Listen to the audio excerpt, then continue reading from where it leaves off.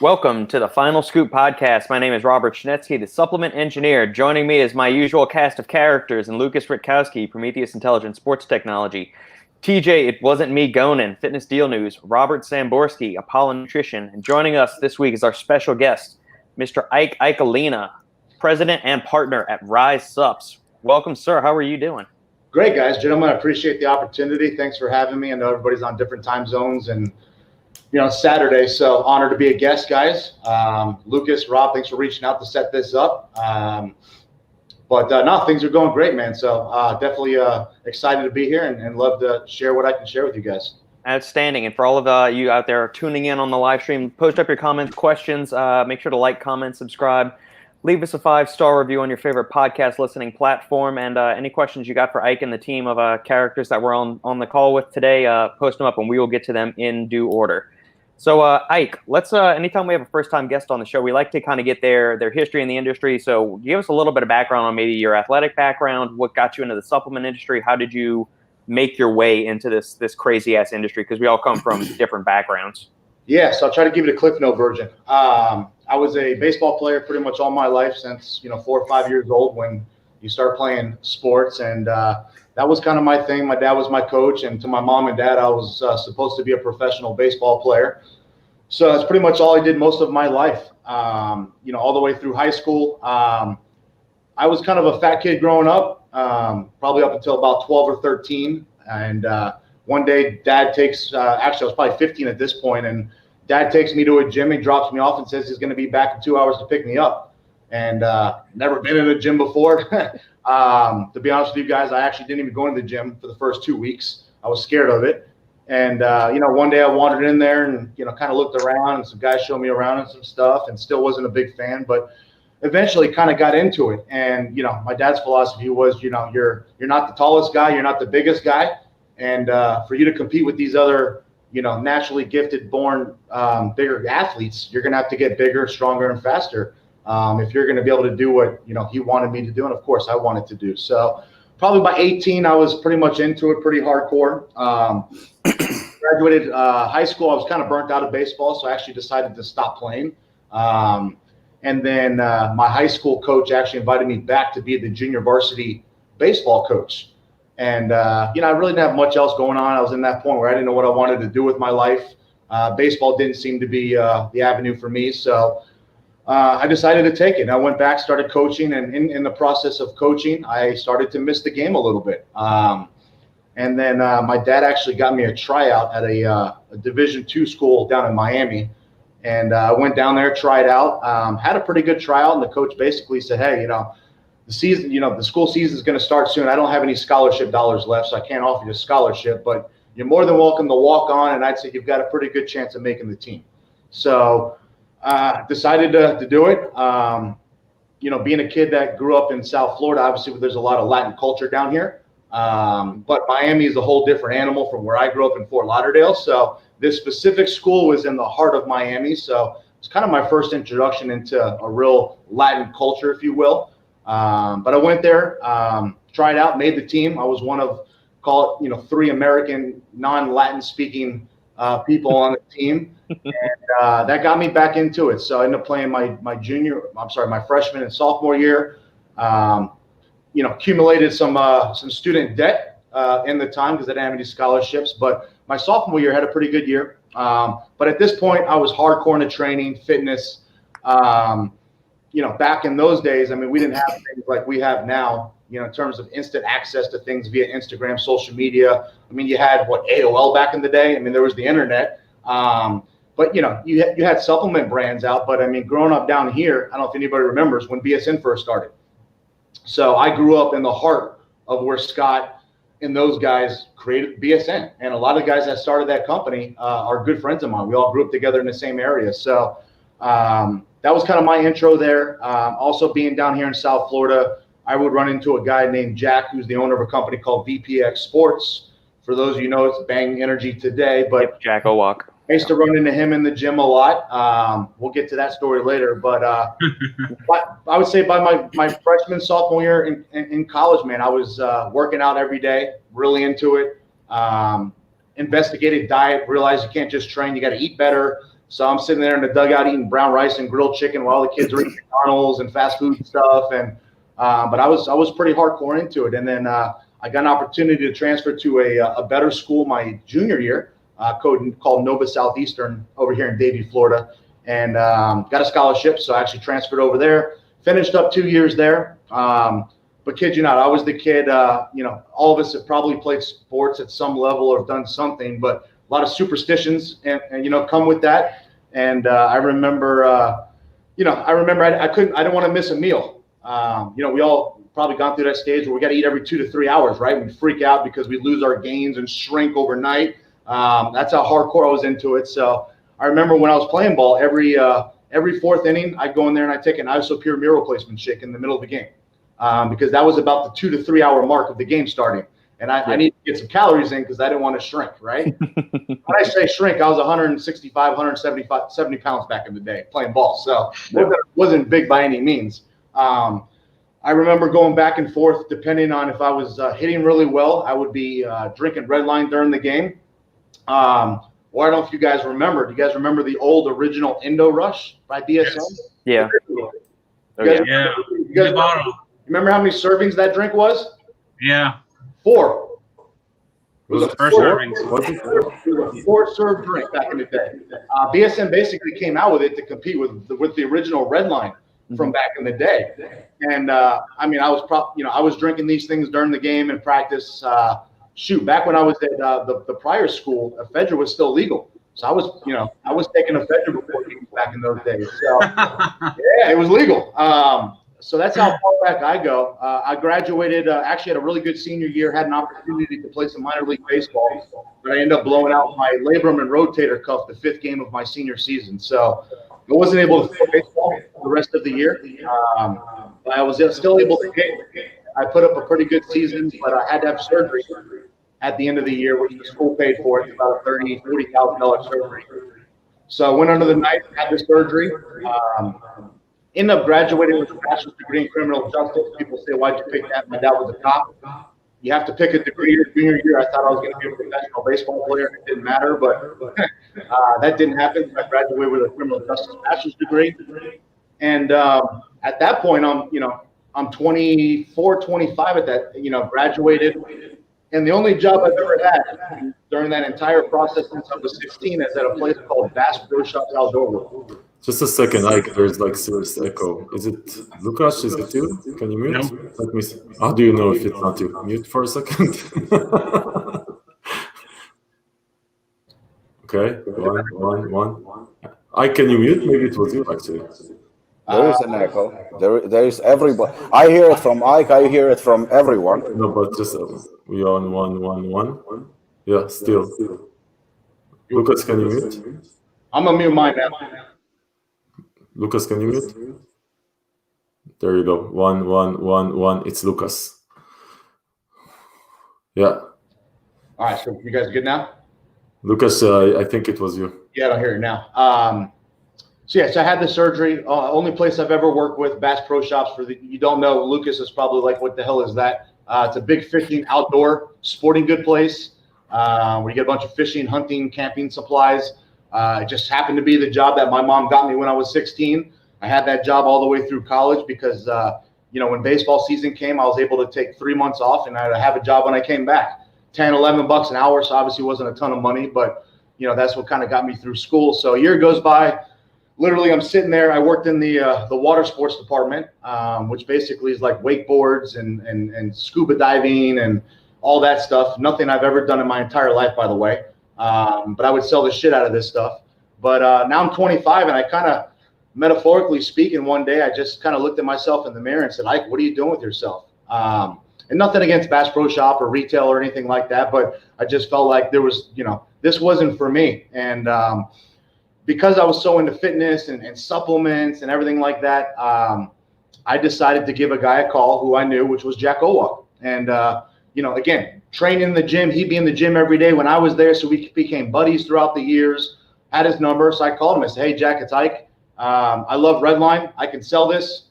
You have a job for me, And he said, come in Monday. Let's talk. I went in Monday, had the interview.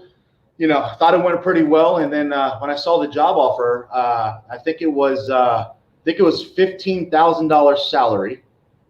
And, there was a commission on business. And, not that I was expecting $100,000, but, I was expecting a little bit more than 15 grand. Something you could probably actually live off of. Yeah. So I went back. I was like, I think I'm making more money at $10 an hour at Bass Pro Shops than by the time they take taxes out of this, Yep. But you know what? It was my passion. I decided to jump into it. I took the job, started VPX in 2005 or 6. I don't know exactly, somewhere in that time range. Started in their sales and, worked there for 6 years, kind of worked my way up. I think that's where me and Lukasz probably our paths crossed. Actually, me and Rob's our paths crossed for the first time. Me, Jason Arntz, probably walking into your gym way back in the day. So I was there for 6 years, worked my way up through there in terms of sales, worked in, I did a little bit of beverage sales on the convenience store side. Then I moved back to sports nutrition. Then I did some international sales. So I kind of did a little bit of everything. Won't get too much into this, but long story short, VPX decided they didn't need to pay their employees anymore. So they basically took money out of all of our bank accounts. Really? It was going through some rough times, at this point. But we tried to work some things out, and unfortunately, it didn't happen. There was a guy that used to own a sports nutrition distribution company called Lone Star Distribution. If anybody knows them, they were pretty much the second biggest distributor next to Europa Sports. The guy that basically was the CEO of that company, his name's TJ Humphreys. And my last year at VPX, TJ actually left Lone Star and he came over to VPX as our boss. So that's when me and TJ kind of started working together and our paths basically connected. And so now rewind, we're trying to figure out what we do. We're not getting paid. Things aren't looking really well. Little backstory. There was another company called Professional Supplements. For some of you guys might remember, and was owned and operated by one of my favorite bodybuilders all time, Art Atwood. One of the probably one of the largest, biggest guys to ever step on the Olympia stage. He was close to, if not over 300 pounds on stage. The guy was a beast. He had this company called Professional Supplements. It was a smaller company, operated over there out of McKinney, Texas. And, it was a company that TJ used to distribute when TJ owned Lone Star. So TJ and Art became buddies. Art taught TJ how to train, eat, compete, and do all that type of stuff. Kind of became a mentor to TJ. TJ ended up renting out office space out of his Lone Star building where Art would run Professional Supplements, which TJ distributed under Lone Star. So they became friends, long story short. Fast forward to the end, 2011, actually it was September 11, 2011. God bless Art, but unfortunately he had a heart attack at home, passed away at his house. Oh. And when that happened, his sister, Art's sister, basically inherited the company. You guys probably remember this. You guys remember the original Pure Carbolin? The Professional Supplements Pure Carbolin? Mm-hmm. Kind of Marvel comic lettering and stuff like that. Yeah. That's pretty much the product that Art put on the map. And what most people remember Professional Supplements for. And it was really popular in 2010 and 2011. It was a top selling product back in those times. You kind of put the carb powder category together. So he passed away. The sister's got all these people calling her, hey, I need Carbolin. I want to buy the company. She didn't know what to do. She reached out to TJ because Art was the type of guy that used to keep a bunch of diaries. He'd wake up at 4 o'clock in the morning with a formulation idea or an idea. He'd roll over, pull his notepad from his bed, and he'd write it down so he wouldn't forget. But in reading his diaries, his sister saw TJ's name pop up a few times. She reaches out to TJ, who's at VPX at this point, 2011. Says, hey, would you be interested in buying the company? He's like, I'm at this other company right now. Not something I'm really looking to do, but thank you. Fast forward, they take money out of our bank accounts. Things are pretty crazy. January 2012, and at that point, an opportunity was presented by some other guys where we were able to basically enter and take over Professional Supplements and start our own company. And January 28th, 2012 was a pretty famous day in the industry. That's when all 8 of us at VPX resigned and walked out. a lot of people were talking in the industry on that day when that thing happened, and 7 of us left. And February 5th, we flew because we were all down here in South Florida, except for Jason Arntz, who's out of Jersey, had a guy out of North Carolina. They flew in from there, but we flew to Texas into Art's old warehouse in McKinney, and sat around a table and basically said, now what do we do? And a local graphic designer came in with a couple different images and logos, and he came in with that P and the S and Pro Supps and the colors, and we're like, you know what? That's our new logo. That's our new company. That week, back in that time, I was pretty heavy into the ingredients and formulation type stuff. Not calling myself a scientist or a chemist by any means. But back in those days, you didn't have access to information like you do now. So you kind of really had to know your stuff a little bit better, or do a lot more research in terms of due diligence. And that week I created Dr. Jekyll and Mr. Hyde. And I basically said, hey, I want to create the strongest 1 scoop pre-workout that's ever been created. And if you guys remember, obviously there was the original Jack 3D, which kind of started that ultra concentrated category. And then BPI actually came out with one called 1MR. Obviously the original 1MR, and what they did is they took the caffeine level to 300 milligrams. I think they still had 50 to 100 mgs of DMAA in there, but that thing was strong. And I said, you know what? I'm going to take them up a notch. So I'm going to go to 400 caffeine. I'm going to throw 50 mgs of DMAA in here, a couple milligrams of alpha yohimbe, and I'm going to make the strongest pre-workout that's ever been made. And that's what we did with Hyde. And then I said, you know what? There's a lot of people that don't like that feeling. So let me create a pre-workout that's the total opposite of that, maybe a little bit more pump specific, lower stim, and that's what Dr. Jekyll kind of became at the end of the day. So, that week we took some of Art's old products. I don't know if TJ or Rob, you guys remember this stuff, but he had a product called Vexacore PM back in the day. It was a nighttime type product. We actually took it out of his bottles. We poured them in our new bottles. We called it Crash. Didn't change the formula. Art had a product called iLoad. It was an insulin mimetic. I mean, everybody talks about glucose agents today. I think Art was probably the first guy that created it with iLoad back in the day. We kept the product the same, obviously. He had a product called Halo Test. I'm sorry, it was Bolo Test 250. And as cool as the name as that is, we all know GNC and Vitamin Shop's never going to carry something called Bolo Test 250. When you look at the formula, it was really a really solid natural test booster. There was nothing illegal in it. I had one of my favorite ingredients back then, the Bolbine, if you guys are familiar.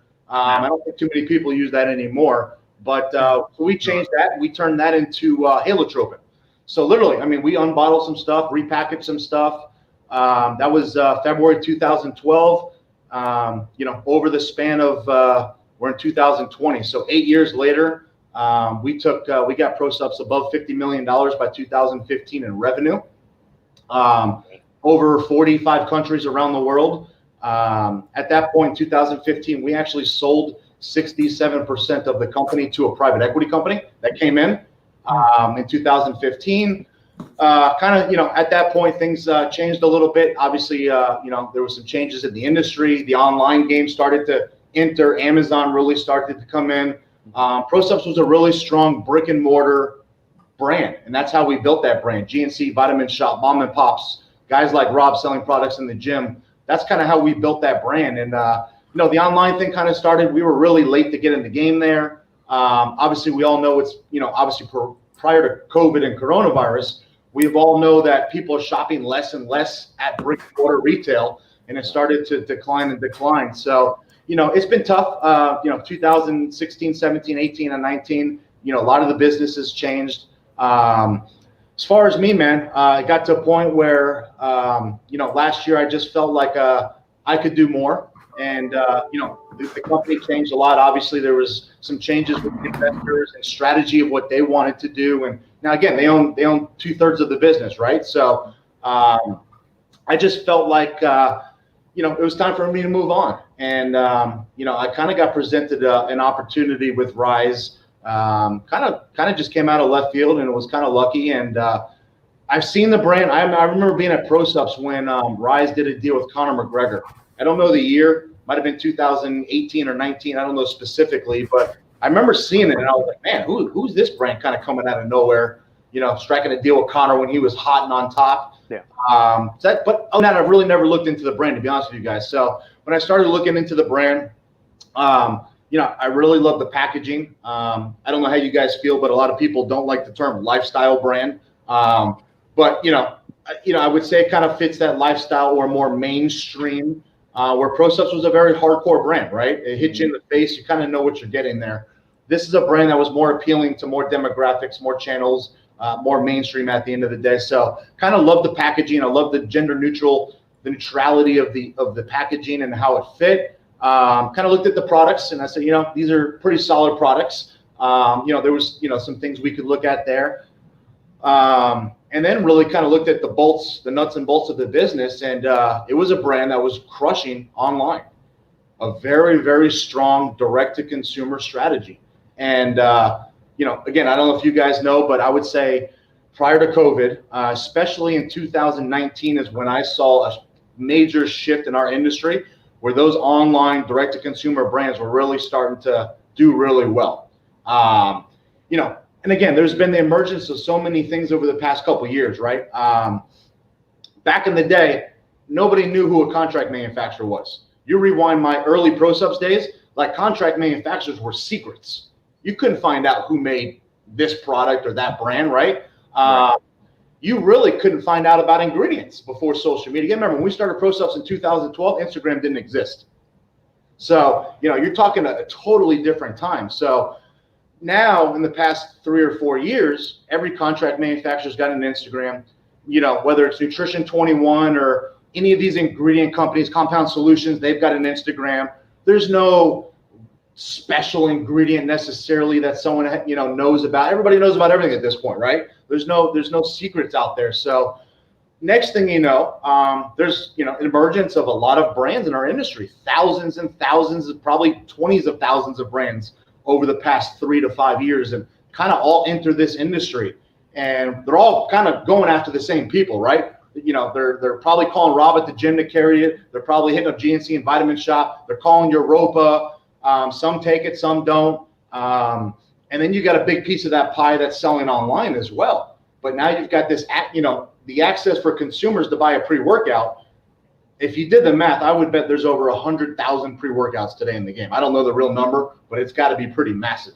But the pie is just so much bigger now, which has saturated the market and caused a lot of changes. So the shift of online consumer, especially the young generation, and I kind of told it up to this. It was like 2017. We're sitting down in a strategy meeting at Pro Supps. Lukasz, most of the guys. Rob, you probably know some of the guys, but it was me, TJ, JP, Jason Arntz, Ron G. When we started Pro Supps, I think I was 27, 28. Most of us were kind of in the latter ends of our 20s at the time. Well, now it's 2017. I remember being at the Arnold that year, and there's this little LA Fitness that's right down the street from the convention center. I had time to get a quick workout in. I went down there. The gym is absolutely packed, crazy packed, and I'm training. It was me and TJ, actually. TJ's a little bit older than me. Mm-hmm. We're training. I look around, and this is the first time it hit me, and I said, man, we're fucking old.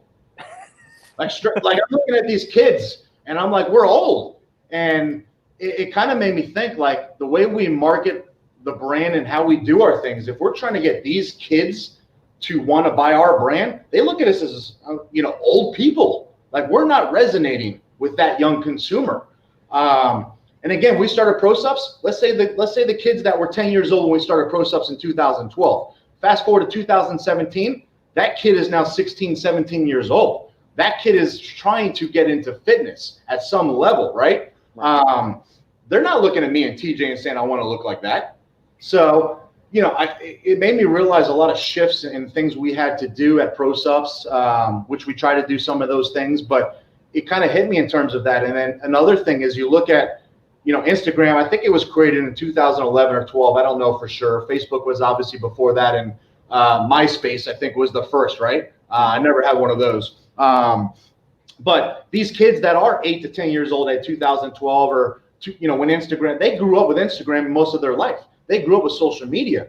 The way they access information, the way they look and search for information is totally different than how we used to do it. So if they're searching via Amazon, or if they're searching through Instagram or through Facebook, and they're getting bombarded with ads by companies that know how to market digitally, it's grabbing their attention because they can relate to that, there's a good chance they're going to click and buy, right?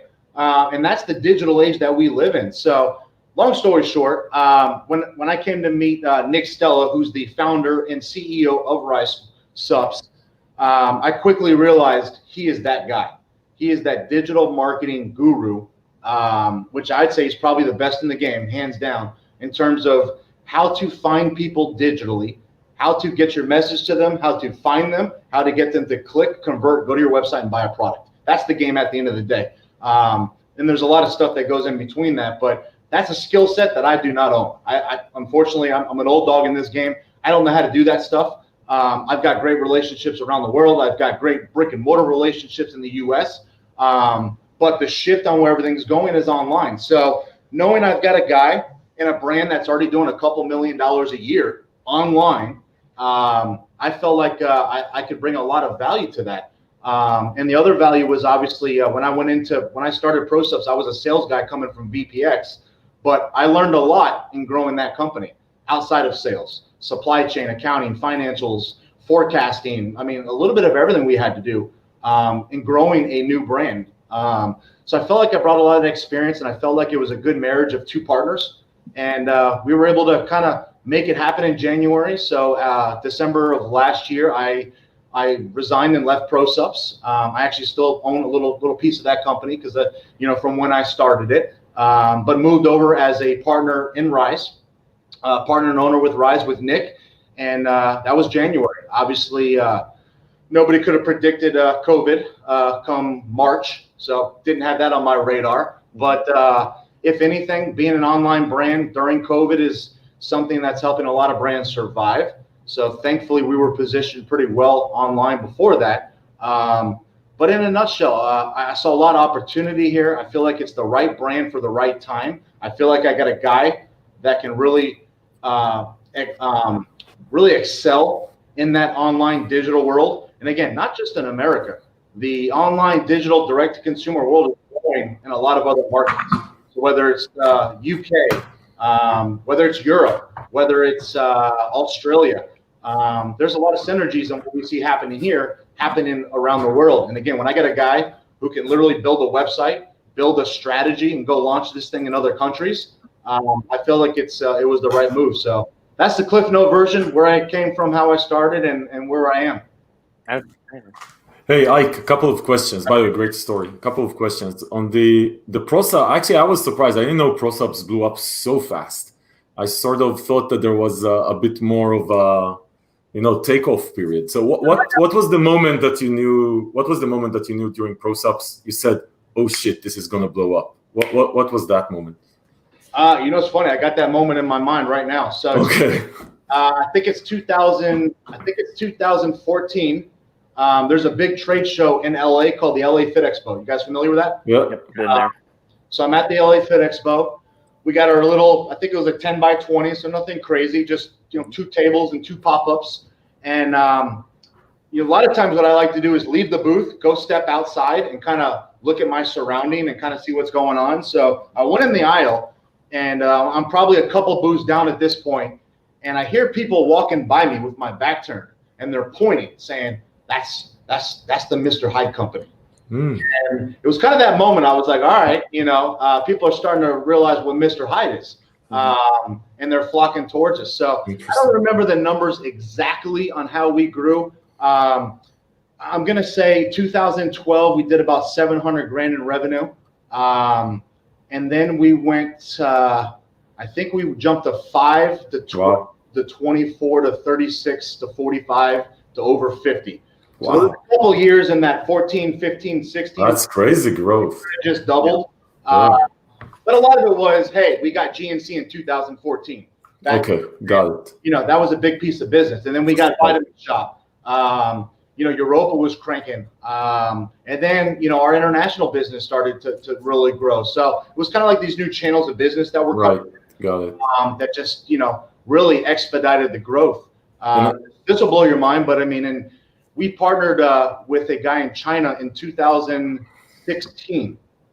Brand new. No one's ever heard of ProSupps in China in 2016.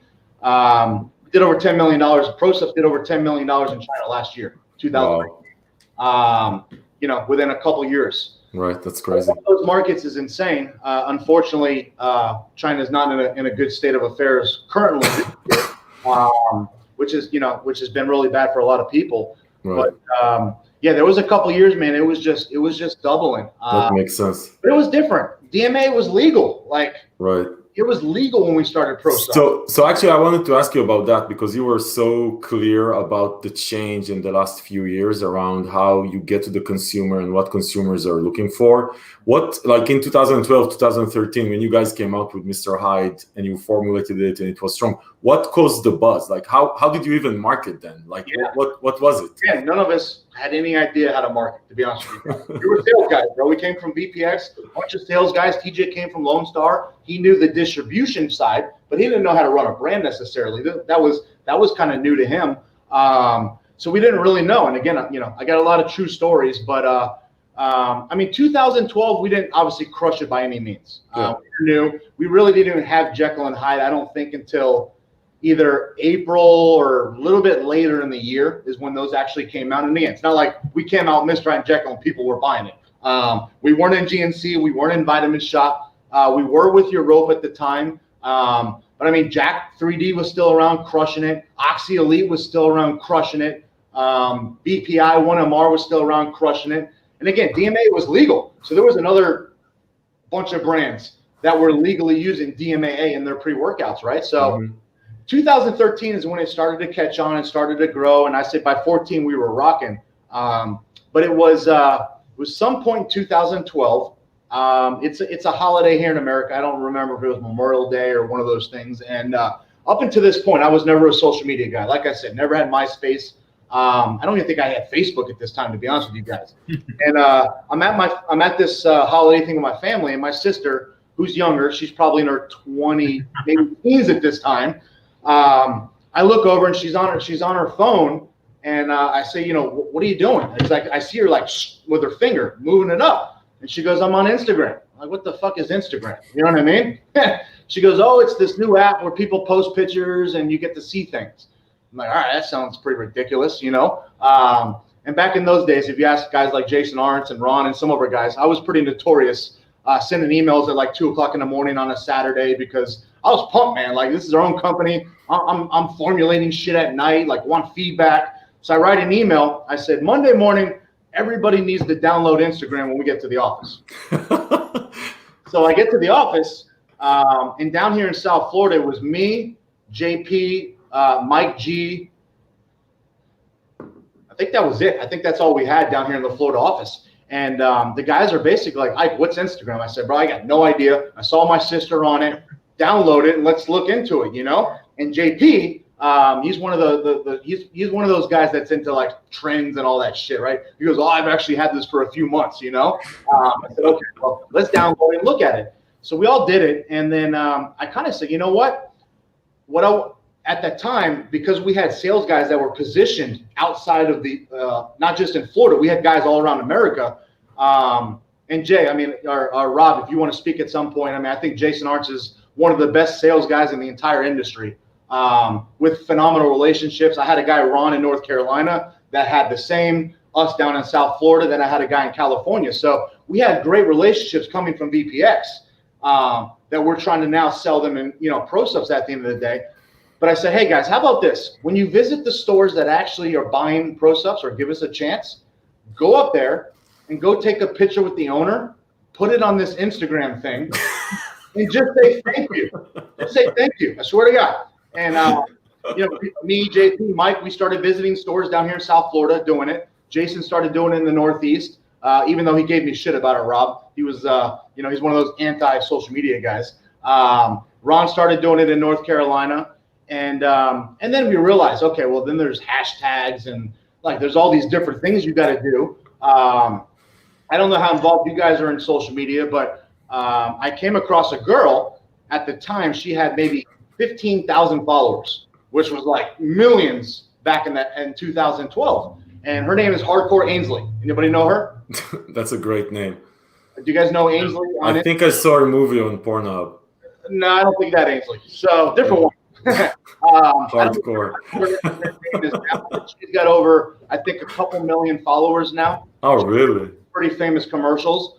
He's got to be hardcore. I brought her on to run our social media because she kind of had an idea of what she was doing.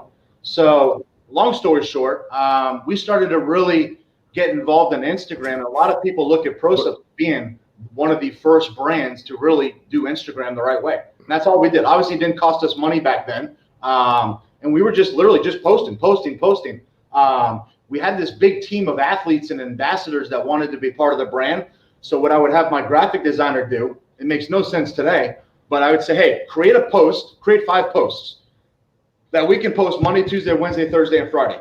He would create the post on the weekend. I'd email the entire company, all the sales guys, all of our athletes and ambassadors on Sunday. Here's the 5 posts for the week. Monday, I want you to post this. Tuesday, I want you to post that, right? Obviously, it doesn't make any sense today with algorithms and all that fun stuff. But back in the day, we were a brand that was somewhat organized, because if you had Instagram and you followed a lot of Pro Supps people, you're seeing the same shit over and over and over, right? Which now it's annoying and people are going to unfollow you. But really, that's kind of what we did from a marketing perspective. And we started thanking retailers, giving them free marketing and posting. And then a brand called Shreds came around. I remember, yeah. And straight up, they took Instagram and social media to an extreme, yeah. The extreme. They freaking crushed it. Yeah. But in that short time before that, man, we were kind of that brand, and that's what really did it for us. Interesting. Yeah, that's a great story. I was actually talking with Nick on the Conor McGregor stuff. I was asking how the fuck, I think it was a couple of years ago. I think it was 2018, I think. Yeah, I think I said, how the fuck did you get that? And your point was very valid because he was at the freaking peak. He was at the peak, I know. It wasn't like maybe now you can say sort of whatever, I don't know, but he was. What? Who gets Conor McGregor? Who does shit like that? Ryze also had one of the founders. Obviously, was Joey Swole. Which some of you guys might remember. Yeah, from Shreds, right? Shreds. They got Connor and Joey. I'm like, man, it's either this company's crushing it or they've got some serious financial backing. Right. Pay these guys, right? But me and Nick haven't. We never really got into the weeds in terms of the Connor deal. I just know it ended up costing him a lot of money. The deal obviously did not work out. At Pro Supps, we dabbled with UFC fighters. We dabbled with DJs like DJ Khaled. Right. But on the UFC MMA side, unfortunately, we did stuff with, I don't know if I remember, there was a World Series of Fighting. That was one organization. There was a couple other organizations that we did some stuff with, but the ROI was just never there. And I remember talking with Scott and the guys from BSN because they kind of went really heavy into the UFC for quite a few years. And straight up, you ask Scott today, who's a friend of mine, he'll say, you know what, man, there was really no ROI there. It definitely cost us a shit ton of money, but he's like, you know what? I just love MMA. He's like, I just love the sport. I wanted to be a part of it, But if you're looking at it from a cost analysis perspective and really trying to gauge if it's growing your business, I don't think anybody, even Muscle Farm, they tried it for a while, right? I want to do exactly the same thing about the Muscle Farm because they invested a ton of funds into the marketing of the UFC and everything. Right. It's a tough one because it's not a direct hit with the audience. Most of the buyers, most of the buyers in our industry is a very specific type of buyer. And even if you go into CrossFit, you don't find the crazy ass people, right? It's just these people who go and I see their orders, they come out with a bunch of shit or anything that you bring out. It's a very specific audience. I think too, it's not cheap to do things with the UFC. And for sure. Have built an awesome business to demand what they demand. Yeah. But there's always the branding play, right? There's always, hey, you know what? Sometimes we're going to spend a lot of money just to get our brand. And I think that's where people. It's a very valid point. You can't measure it, right? It's not like you can measure direct impact of someone shouting you out, or it's like a lot of times, how many sales did we get? I don't know, but your name was out there. It was mentioned. It's going to be mentioned 10 times, and the next time someone is at a shop, you'll remember the name. I give Nick credit for taking a chance there. Obviously, I wasn't involved in the business at that point. He took a chance.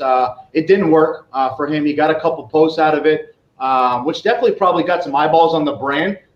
Probably tough to monetize that into terms of business that required. It did cost a pretty penny for him in the long run, but it didn't work out, and he kind of moved on. But like I said, man, that's the first time I remember seeing RYSE pop up.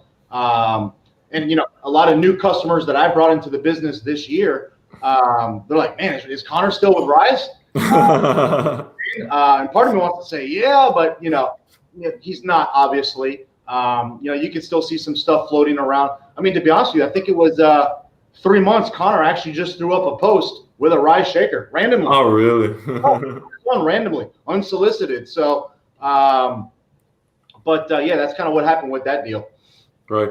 So the difference, obviously, RYSE, you said like lifestyle business, right? Or lifestyle brand, not lifestyle business, a lifestyle brand. We use the word lifestyle, loosely here. I mean, I don't know why people don't like it. I think people relate well to that. It represents, they say, hey, this feels like me. I'm not super hardcore. Categories, lifestyle, and everybody's lifestyle is different. CrossFit. Right. Be a sprinter. There's different things. And when you're a brand that Pro Supps necessarily, which we focused on more the bodybuilding hard. We knew who we were, right? But you guys know that's going to be a smaller niche of the overall business at the end of the day. And brands that start that way eventually trying to find ways to open up to the mainstream, but it's difficult for them because then it goes away from who they are as a brand.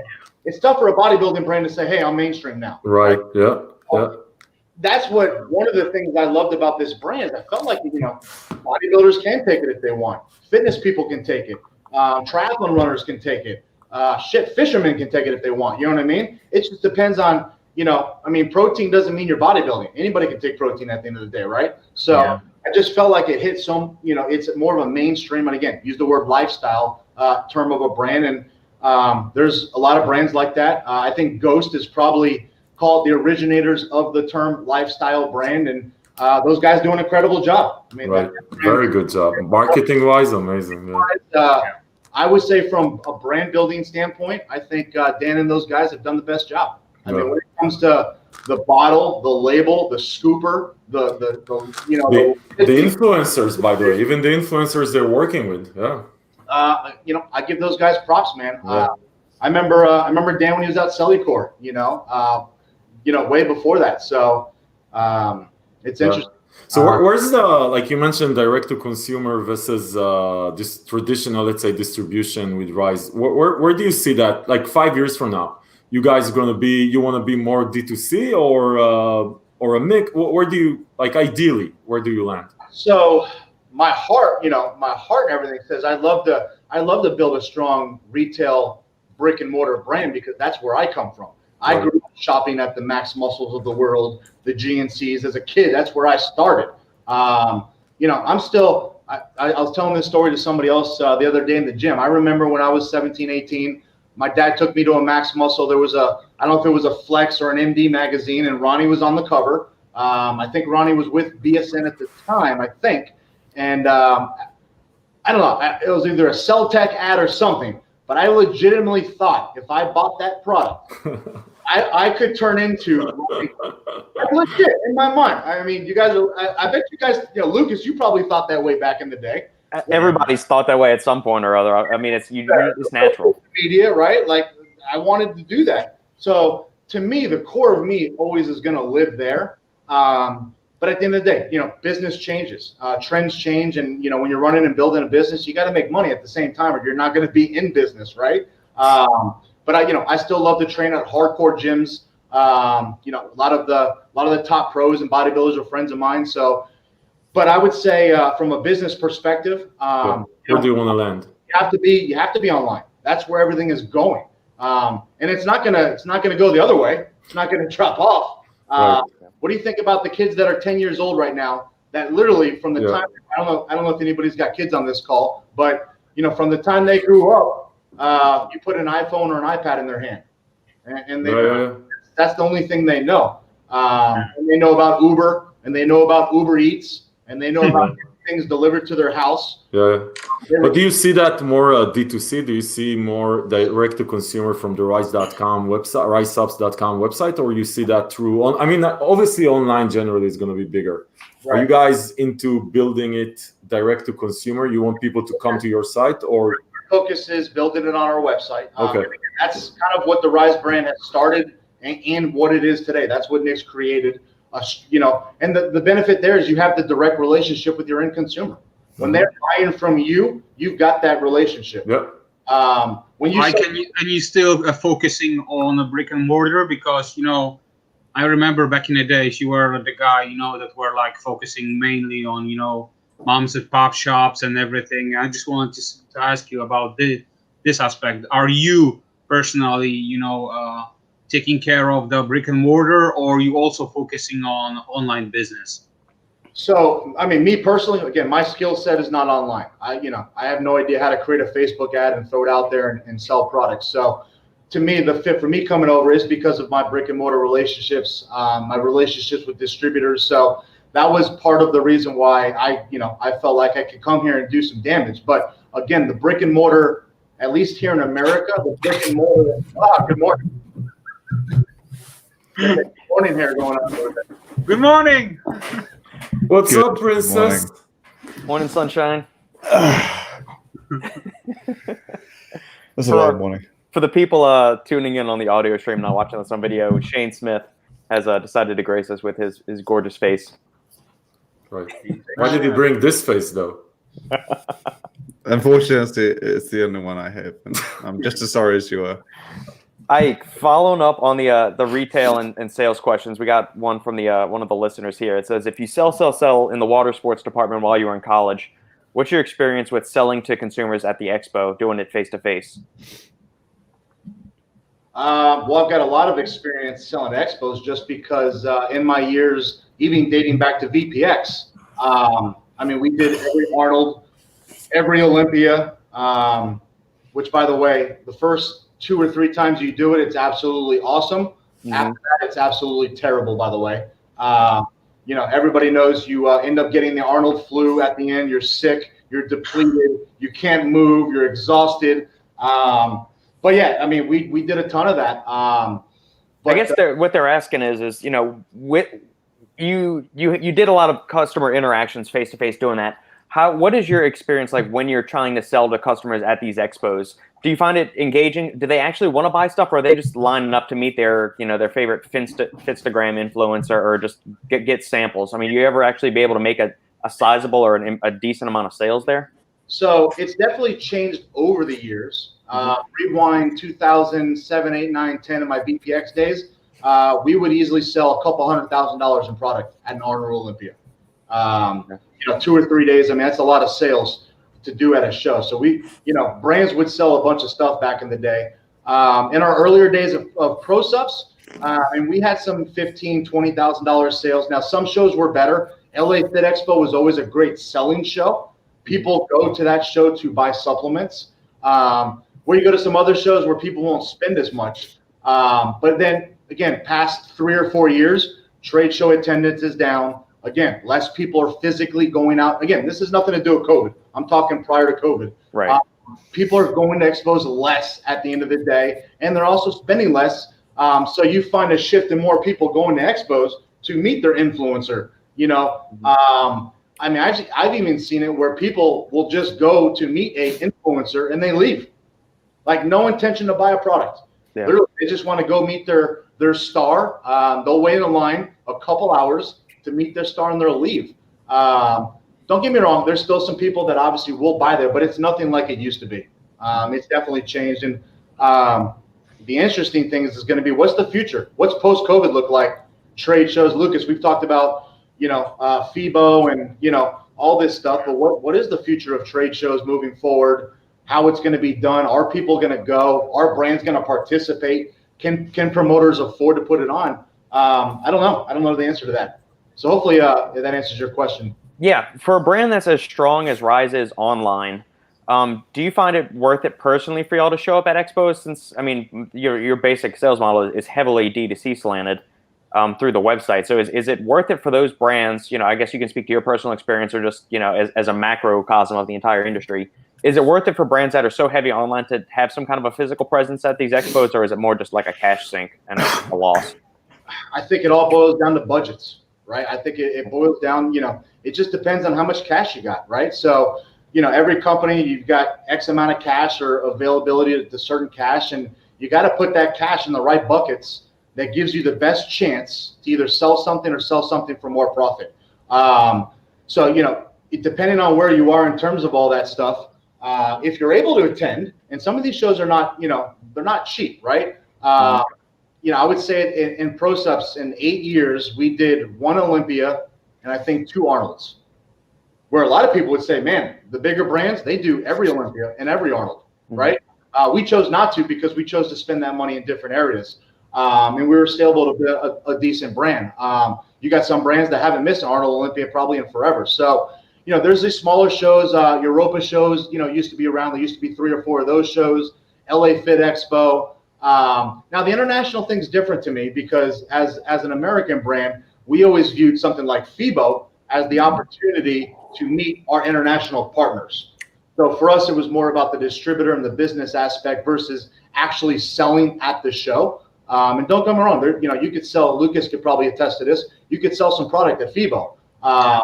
But, we'd love to meet all of our various distributors from around the world at some of these shows.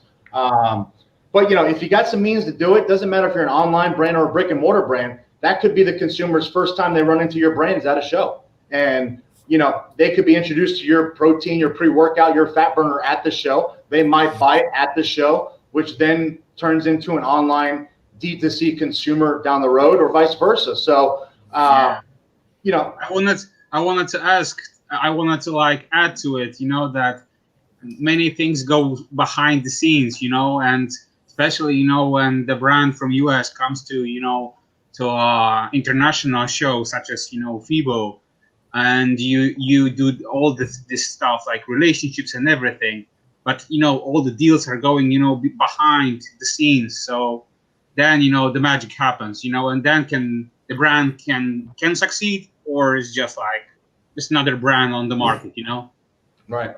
Well, especially when you're meeting with distributors. I mean, myself, TJ, or even Fernando, who was our international sales manager at Pro Supps, we probably would have 20 to 30 international distributor meetings at FIBO every single year.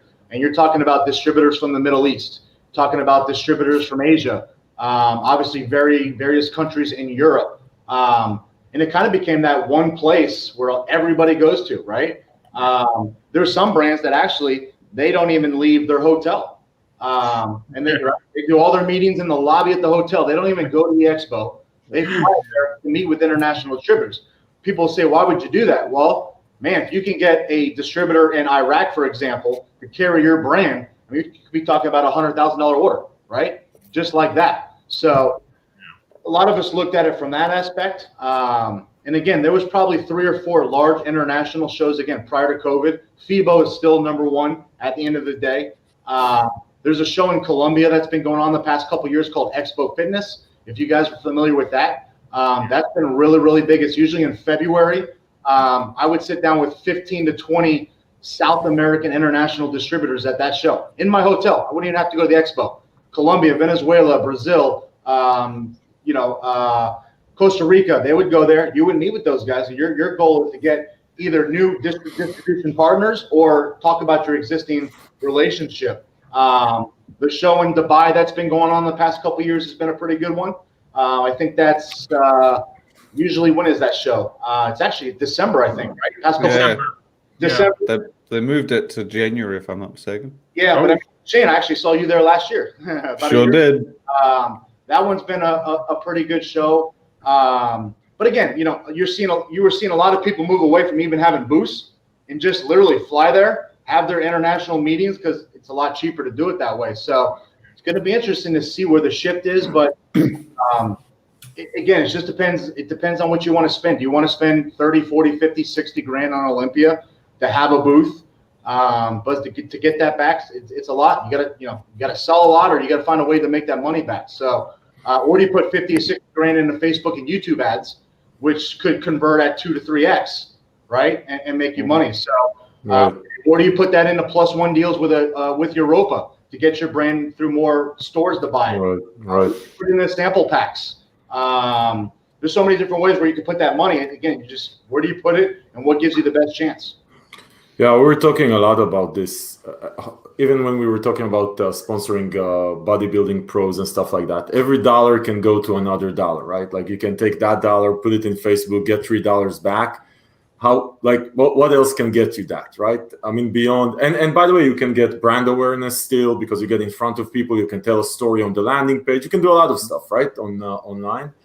It's becoming harder and harder to justify ROI on stuff that is more traditional. I mean, still meeting people, meeting distribution. It's some of the things it's never been possible. Right. Yeah. Bodybuilders back in the day, right? I mean, it's really, or doing a magazine ad. Like you put an ad in Flex for $5 grand, 10 grand. Right.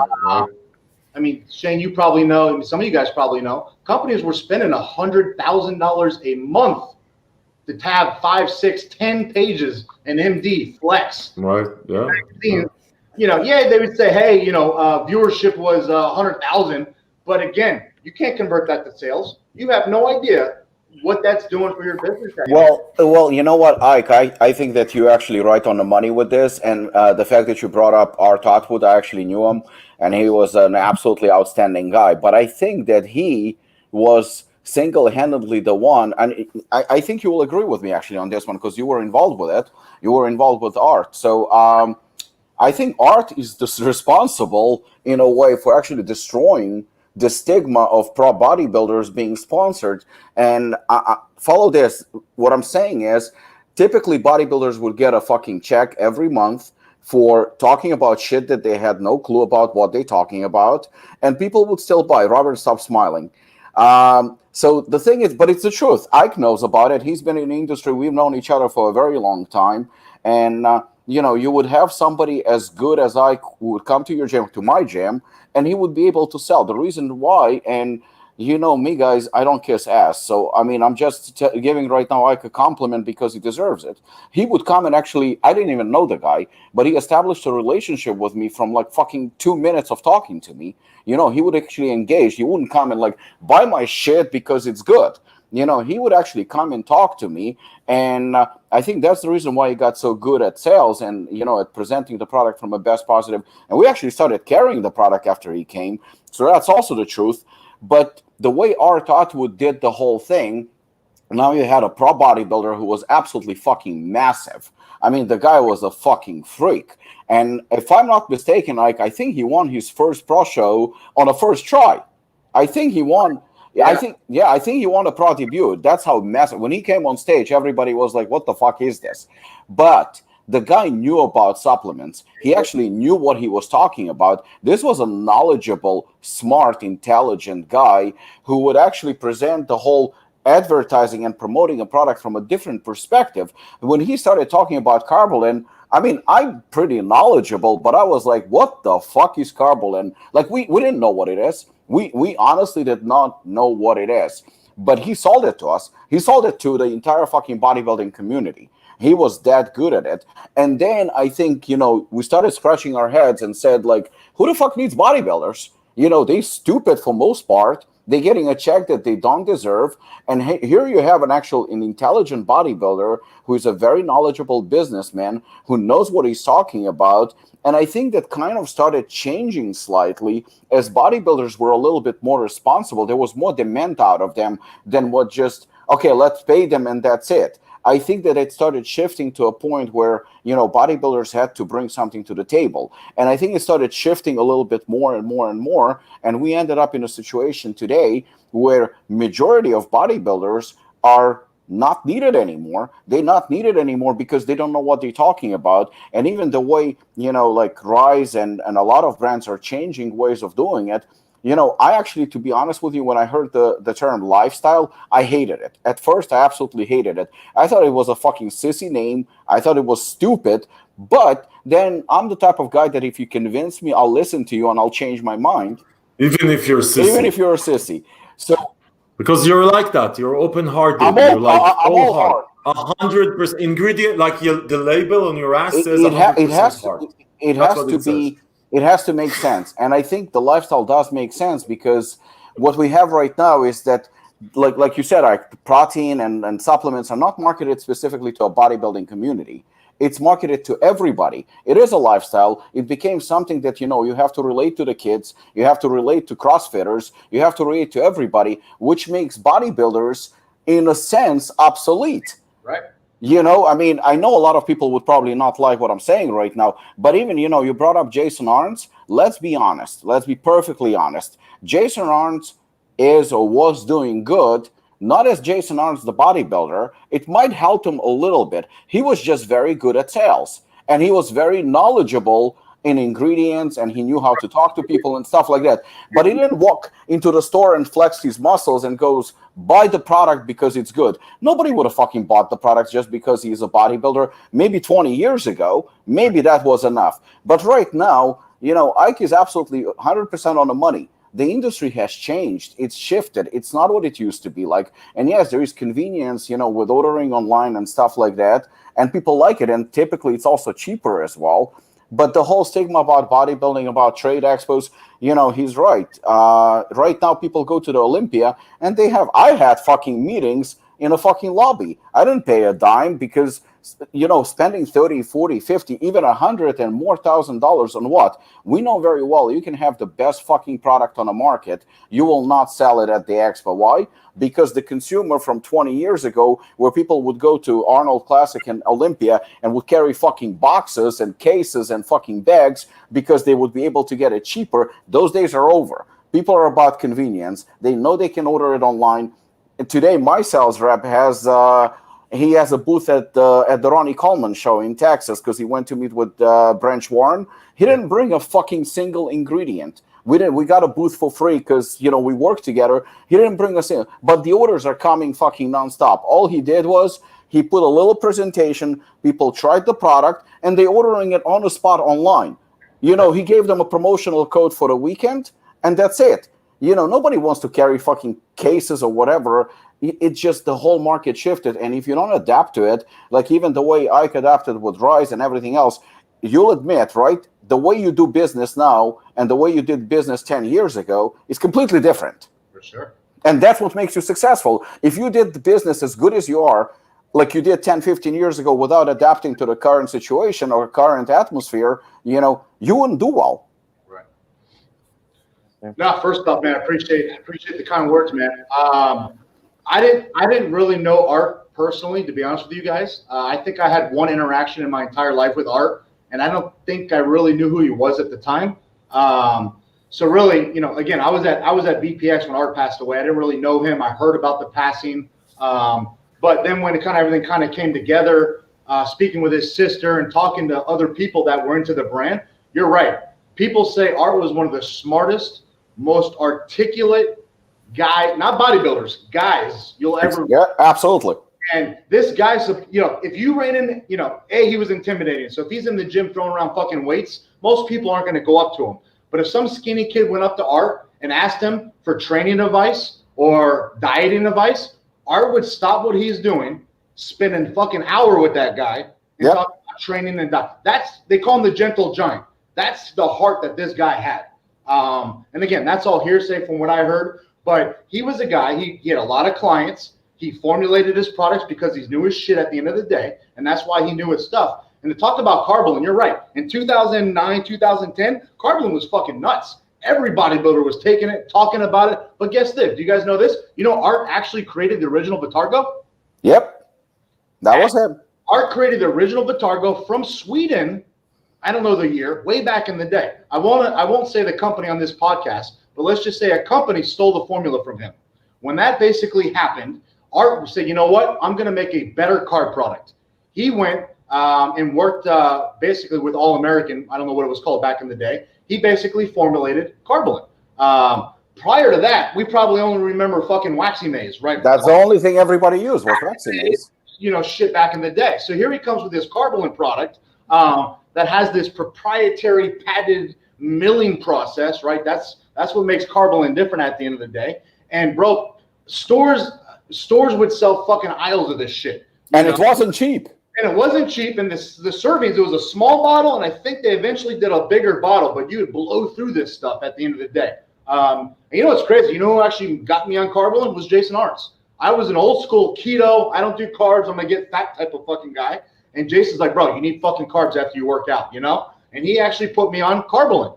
And the irony is, years later, we end up fucking buying the company and turning it into Pro Supps. And I don't know if you guys remember, we actually brought Carbolin back under Pro Supps in memorial to Art. We put him on the bottle. If you guys okay.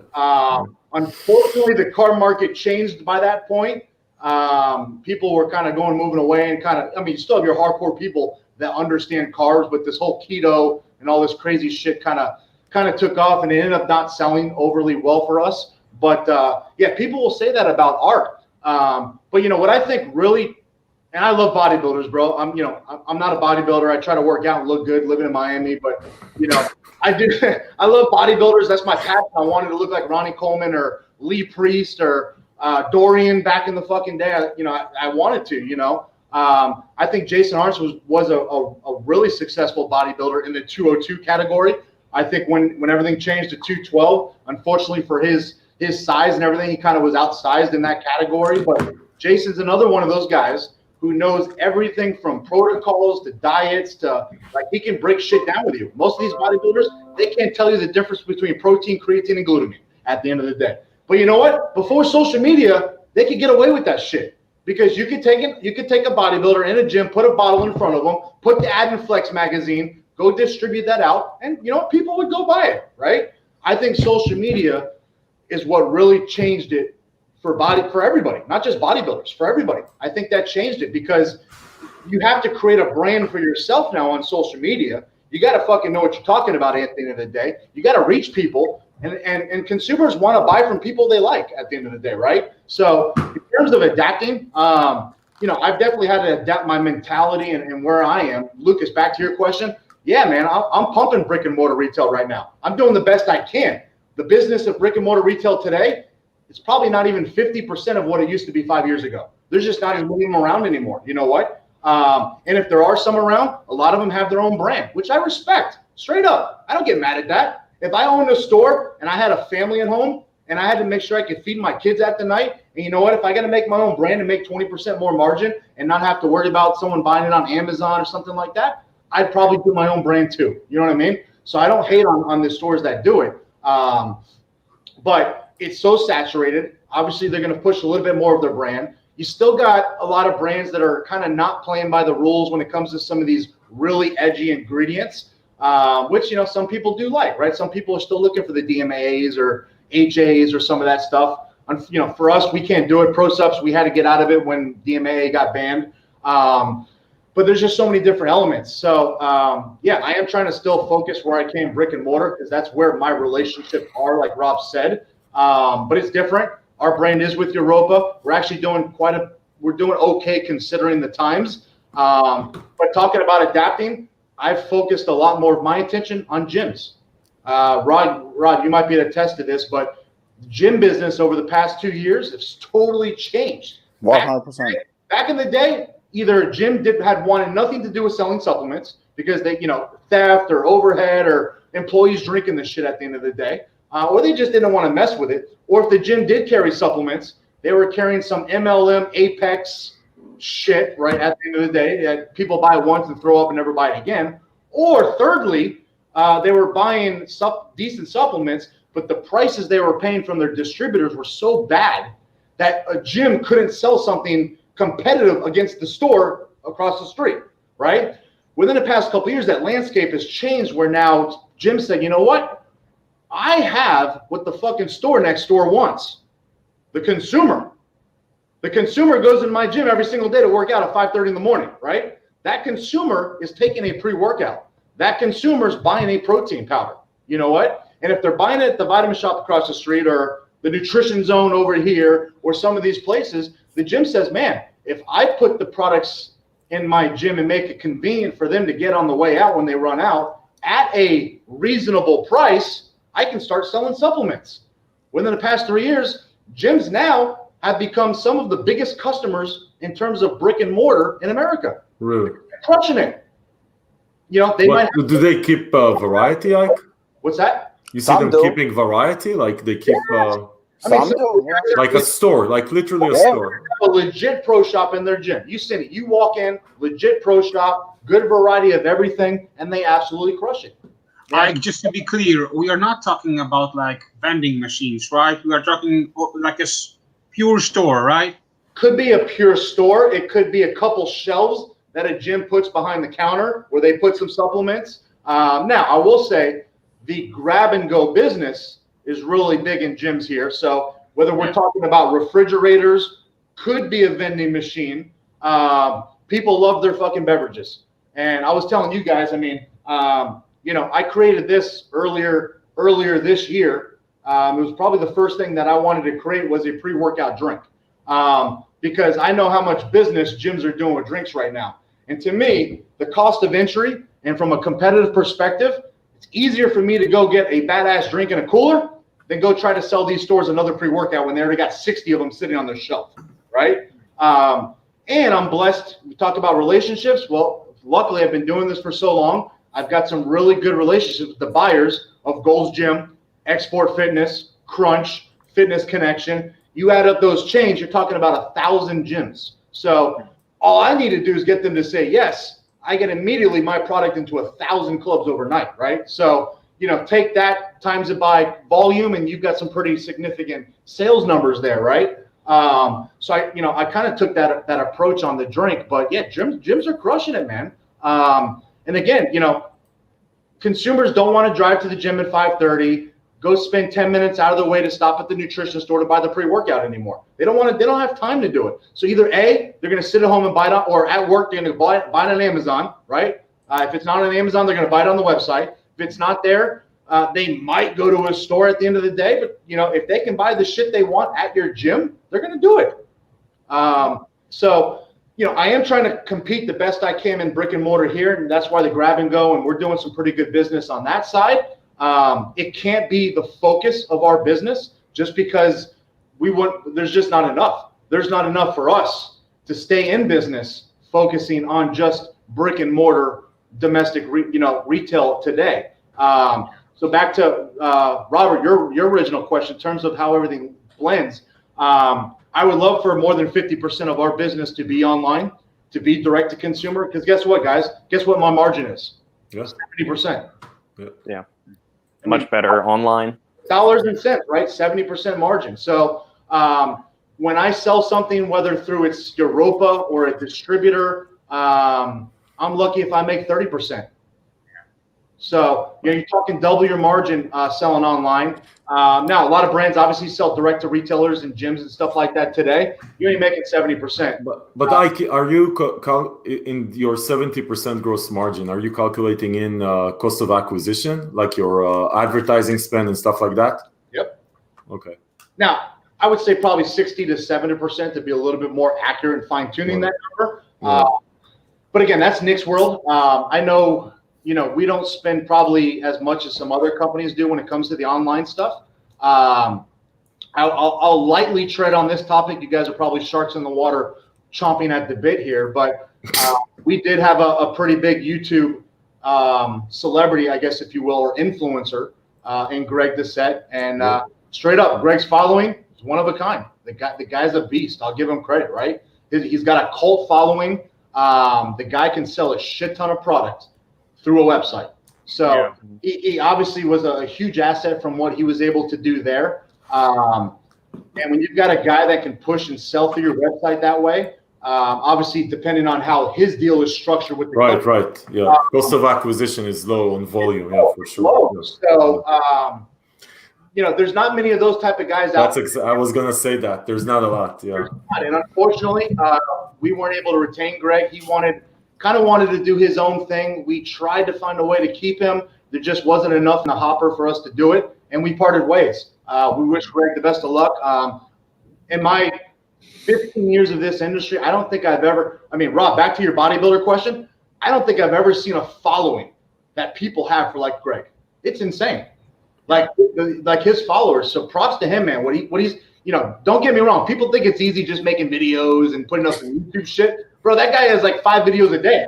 Like, that ain't easy. So, people want to say it's easy, but props to him. And again, back to the old bodybuilding premise and things like that.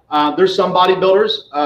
Actually, one of my best friends, I wouldn't say best friends, but one of my good friends in the bodybuilding world, Sean Rhoden. I think he's probably one of the most well-liked guys, I think, out there. We were able to bring Sean into Pro Supps. I think we had him for a year. It might have been 2. I don't remember. I think 1 year. 1 year. And, people would say, like, why would you, Pro Supps really never had a big bodybuilder. You guys never focused on bodybuilding and this and that. And I said, well, the strategy was if we can bring a top 3 Olympia competitor in, because internationally, there's probably still some relevance with bodybuilding, right? Middle East, maybe Europe. There's these countries where they still want to be a big bodybuilder with your brand. So I said, man, if I could take what I got to pay Sean, and if I can basically just 2 to 3x in revenue what I pay him, and it can cover my cost of what I pay Sean, I'm winning, right? I'm thinking that's a pretty easy thing to do, right? Unfortunately, we weren't able to do that in a year. It just didn't resonate from that perspective. Now, maybe it wasn't enough time. Maybe it's hard to do it in 1 year. Maybe it takes 5. It wasn't cheap. It was definitely well into the 6 figures of what it cost us. And again, you guys are running brands, you're running your own business. If you're spending that kind of money, unless you're, unless you got, family money and you could just blow hundreds of $1,000s a year, eventually you say, man, if it's not making me money, I'm not getting it back. I have to move it somewhere else or move away. And, we did have, again, remember, we sold to private equity in 2015. Things change when you have partners. So you're not able to make the decisions that you normally can do when you don't have partners in a business. That didn't seem to be aligned with the strategy of where they wanted to go. And it was a big spend. And, us and Sean kind of parted ways, and then he won the Olympia the year later, but, we'll leave it at that.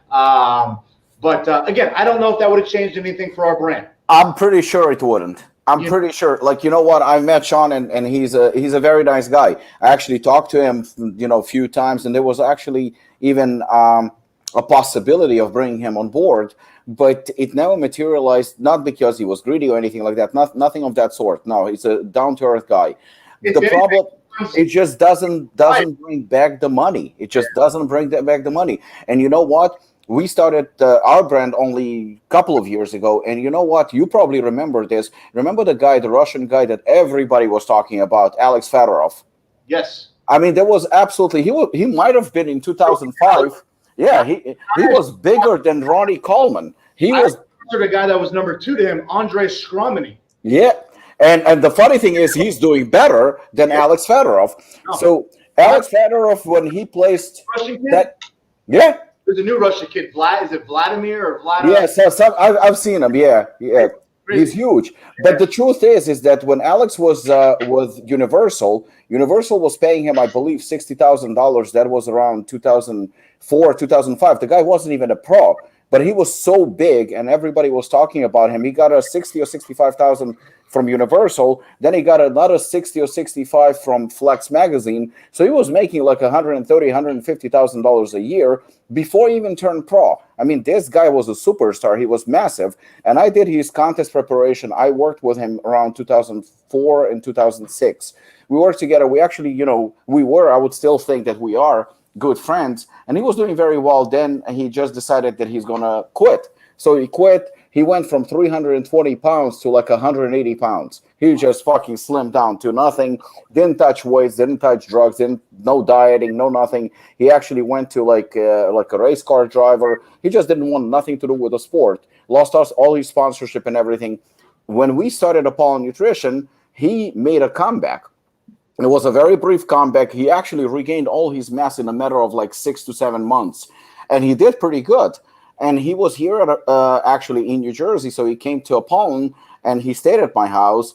So we were talking, and I told him, I said, you know what? That was May. He came to compete at the New York Pro and instantly placed top 5.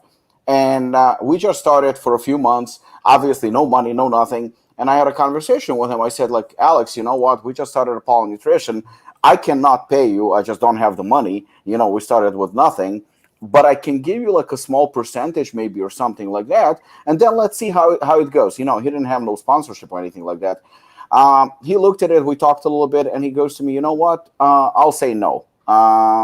I want, a nice check. And he wanted a check like he used to have from Universal.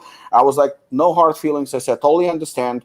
I actually reached out to Eric Schwartz, who was at the time still with Universal. I wanted just to do a favor for a friend.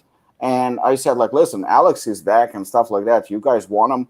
And Schwartz goes, with all due respect, things have changed. It's a different market. It's a different approach. We're just not interested. We're not interested at all. So, Alex was, That's a hardcore brand. It's true. So Alex went back to Russia and that's it. He was a little bit upset. I think he had like a sponsorship by a Russian company or something.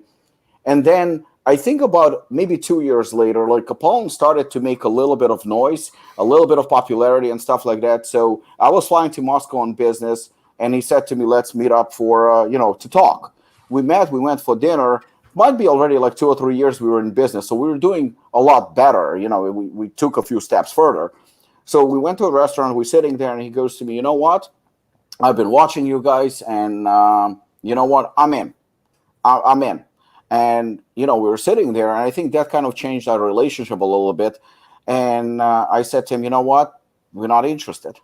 So he looks at me, he goes to me, what do you mean you're not interested? I said, Alex, you know what? I've been in the gym business and contest prep business and fight business. I said, I don't know anything about supplements. I just thought that I knew. But now in the last 2-3 years, I learned a lot about it. I said, I'm still learning. I said, but here's the problem that we're facing right now. I said, we're still not that big. We're still small. So to pay you or to make you a partner, I said, here's the dilemma that we're facing. And Ike, you will attest to this 100%.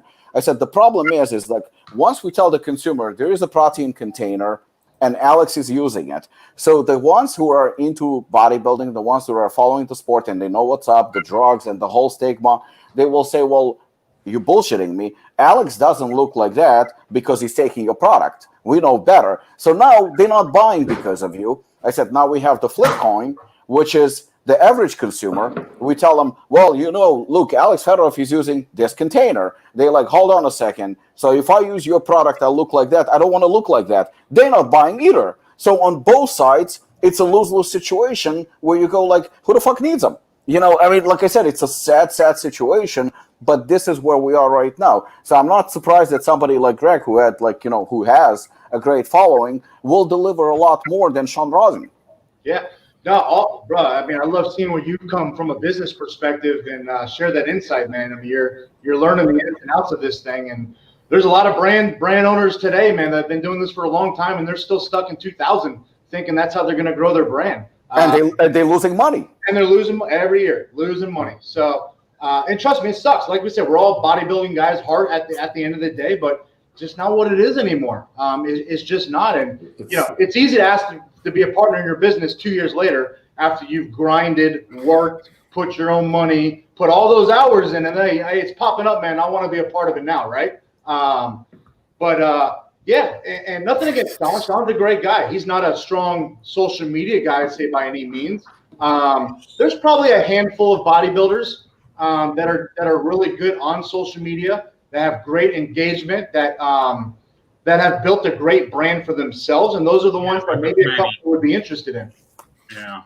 Hey guys, I have to drop actually. So, but hey, Ike, nice meeting you, man. I hope you'll come again. Love the energy, man. I look like the quiet guy on this call, which is fucking retarded because like usually they just shut me down. I'm only 2 grams of stems in so far, so we're there you go.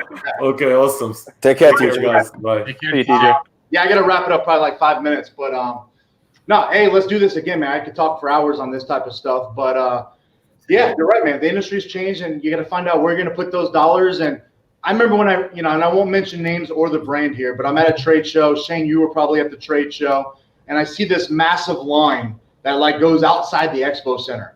And I walk in, and when I went to go see who it was, I was just like, what the fuck? And we'll say it's a guy.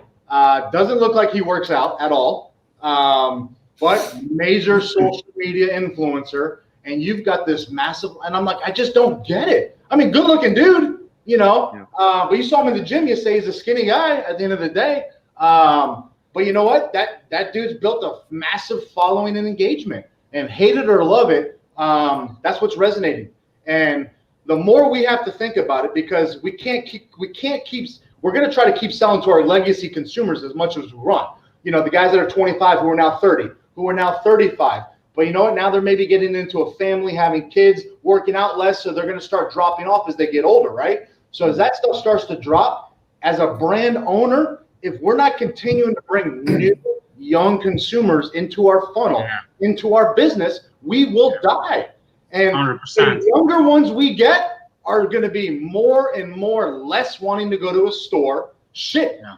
These young kids, they don't even want to go to a gym like Apollon gym anymore, bro. They're like the type of fitness they want is totally different, right? Oh, yeah. So, but if you want to sell them a product, you got to find a way to reach them, and you got to find a way to sell those people a product, because they are buying stuff, right? And if anything, those younger ones are buying more than probably some of the ones used to back in the day, right? But they're buying more of it online, and things are different. So you got to find a way to get in front of them.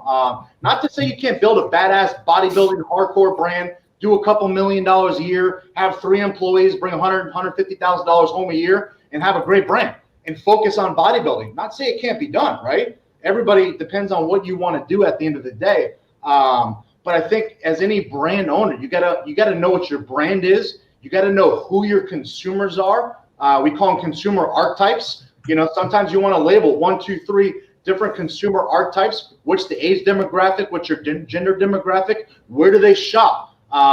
Brand affinity. What are other things they into? You know what I mean?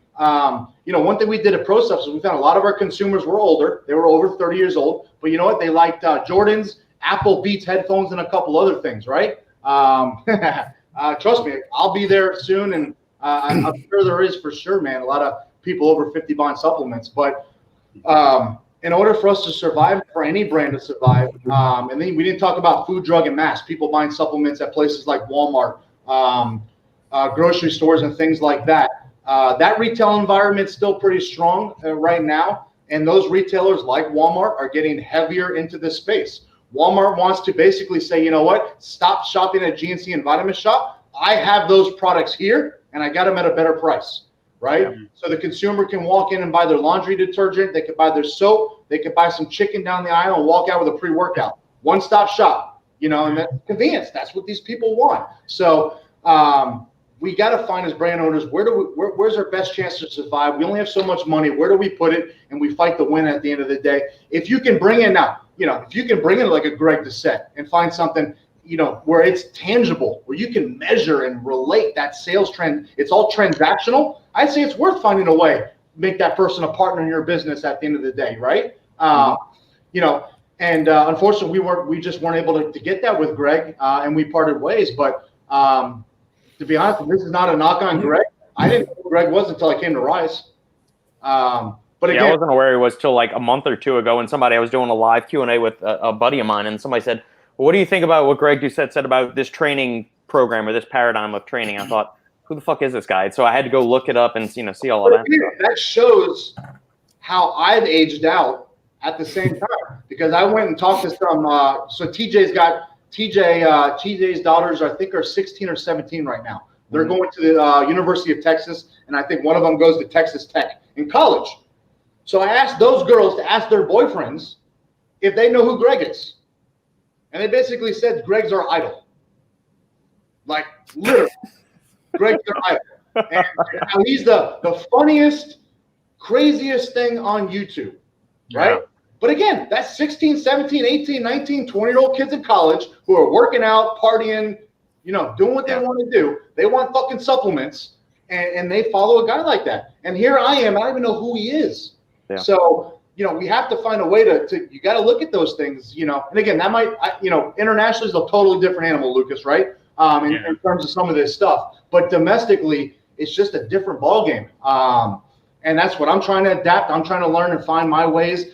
Thankfully, I've got a partner in Nick that just knows that digital online game. Not to say it's easy. I mean, there's more and more brands getting online every single day. And we didn't talk about Amazon. But right now, 70% of all product searches in America happen on Amazon, not Google. And that's not supplement related. When someone wants to look up a product, 70% of Americans are going to Amazon to look up a product. Doesn't mean they're buying. I think the latest was about 35% of that number actually is buying on that same transaction. What does that mean? People are going to Amazon to find a hair straightener, a pre-workout, right? And then they're going to go and do what we all do, a vacuum cleaner. Look at the reviews. Look at all this type of stuff. It seems so dangerous with influencers hawking substandard products from companies. Yeah, I mean, there's both sides of the spectrum in terms of that, and you know, sometimes influencers, I think they kind of blow themselves a little bit up too much, and their expectation might be a little bit more. But hey, sometimes it might be welcomed. And I think sometimes a lot of these guys think, you know, I'll just do it myself and we'll see what happens, and don't realize all the intricacies. And you know, starting a supplement brand is not easy. You know, Rob, probably when you got into it, there was probably some things you learned that you probably couldn't plan for and expect at the same time. But going back to Amazon, people go there and they look at the reviews and they put this vacuum cleaner up against this vacuum cleaner to see which one's better to make their purchase, right? So part of it, of being a brand, you need to be on Amazon from a marketing perspective. You know, you want to be found there, because if people are going there to look, but you know what? Maybe you put your brand on there, but you keep it out of stock, because you use Amazon, a platform, as a marketing machine for people to see it, visualize it, learn about it, but ultimately you want them to buy it from your site, right? So there's different strategies now, or you might say, you know, I want to go all in with Amazon and sell there. The problem is there, you talk about the spend, it is nearly, some of these big brands, BSN, Glanbia, Optimum, Dymatize, Cellucor, you can't compete with them in the categories. You can't, doesn't matter, you can't. So you got no chance to compete there. So, you know, people say just start a brand and throw it up on Amazon, you're gonna become a multi-million-dollar overnight. Not today, maybe 5 years ago, but now the algorithm, the spend, it's a completely different animal. So, and here's the other problem with selling on Amazon. You don't own the access to your consumer. Amazon does. Mm-hmm. You can't retarget them. You can't sell to go back to those guys and hit them with an email or something later, a text message or something like that. So that's why you see a lot of brands shifting, obviously more towards the direct-to-consumer play. But there is a place for Amazon in that strategy at some level at the end of the day. But everything, like I say, it's just so diverse and cut up, and there's just so many moving parts now. There's just so much. It's not easy. It's definitely. When we started Pro Supps, looking back now, I would say it was fucking easy. Now, it's not, man. It's a different animal. Yeah. But yeah, I gotta wrap it up, man. I got a birthday party I gotta jump out to. If you guys, I mean, I'm always down to jump on. You know, there's probably tons of other shit I'd love to talk about. As you guys can see, man, I'm 15 years in. I still love this fucking industry. I hate it at the same time, to be honest with you guys. There's things I just can't stand anymore about this industry. But this was what I was made to do, man. And hopefully me and Nick can build this RYSE brand into a solid brand. I don't need to be a $50 million brand, to be honest with you guys. I just want to build a solid brand, make some money, and have fun again. I haven't had a lot of fun the past couple years in this game, and that's what I want to get back to. So that's why I do it. And ultimately, Rob, I mean, probably all of us on this call, we want to change people's lives. There's still nothing better when I get an email from somebody that says, hey, man, you know, I wasn't into working out. I couldn't drink protein because it tasted proteiny before until I found your protein, which then led me getting into the gym, which now I've lost 30 pounds, you know, and I got my diabetes under control, and hopefully I can spend 20 more years around my kids. I mean, that's really why we got into this industry. If you didn't, you know, I don't know what you're doing. I mean, obviously we're here to make some money, but changing people's lives is why we do what we do. And I try never to forget that, you know? Yeah, absolutely. Well, yeah, Ike, you can. We're definitely gonna. If we don't get you back on Final Scoop, I'm definitely gonna get you on the Supplement Engineer podcast, because there's stuff I want to get into as far as like the nerdy stuff, the ingredient formulation, what products you'll have coming up the rest of this year, what's next year, and get into some of those weeds too. So yeah, man, we definitely be down to talk with you more. We'll lock it up, man. But yeah, obviously think the world of all of you guys. Robert, first time meeting you. Shane, we did a podcast last week. Lukasz. You know, I haven't seen in a while. And Raj, is your gym still the same gym since last time I've been there? Exactly the same. Oh, sick, man. Yeah, when you're in the area, definitely stop by. We'll grab something to you. I would say probably no time soon with the nonsense you guys got going on in the Northeast right now. But I probably want to go is there in California. But no, love to join you guys as much as possible. And Rob, keep pumping it. I've definitely seen your brand get some legs, man. So keep doing your thing. Lukasz, I know you're killing it out there with Prometeus, and Shane, just living the good life in New Zealand. So tough life, buddy. All right, boys. All right, thanks, man. All right, gentlemen, we're gonna do a little post-interview wrap-up where if Shane's got any questions. I don't think he said 2 words since he might actually be up to speed now with everything. I said hello. He did. All right, there we go. I can't remember what happened after that. I hope people are not mad about our guests and how many people we had on the chat, but I think it was a pretty cool conversation and a pretty cool history about the things that just we had back in the day. So that was awesome. Absolutely. Well, yeah, we went 6 wide today on the podcast, but it's not like we had everybody talking over each other. I mean, it flowed pretty well naturally. People jumped in when they had a question, and everybody else was respectful in the chat. So for you guys still listening on the live stream, post up any questions, comments, or feedback if you like us having guests on here or not, or do you just like hearing us 5 idiots banter back and forth each week? Yeah. Very nice interview. Yeah, props to Lukasz for setting this up. Yeah.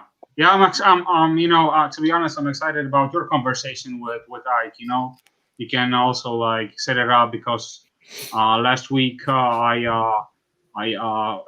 heard the interview that Shane made with Ike, so I was like, okay, we need to grab this guy on our podcast, and do it live, with all 6 of us. So yeah, that was pretty awesome stuff, Well, yeah, and that's the good thing is that, I approach it from one angle, but when we get a guest on here with all 5 of us or 4 of us or however many of us can make it, we, TJ really hits it from the business marketing standpoint. Robbie can get it from the gym owner standpoint. Shane comes from a different angle. So the international side, Lukasz with distribution. So you get different endpoints where, if just one of us was conducting the interview, you might be glancing over just because that's not one of our strong suits or something like that. So yeah.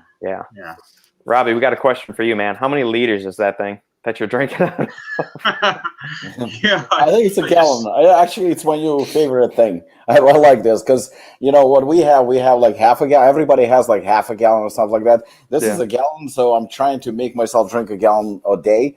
And it's strawberry margarita, by the way. That's the trick. Yeah, but is that the new strawberry margarita or the old? No, the old one. Actual strawberry margarita.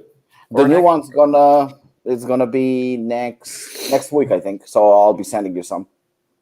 Outstanding. Yeah, I just smashed the tub of it was lime and coconut. Coconut lime, yeah. Man, so good.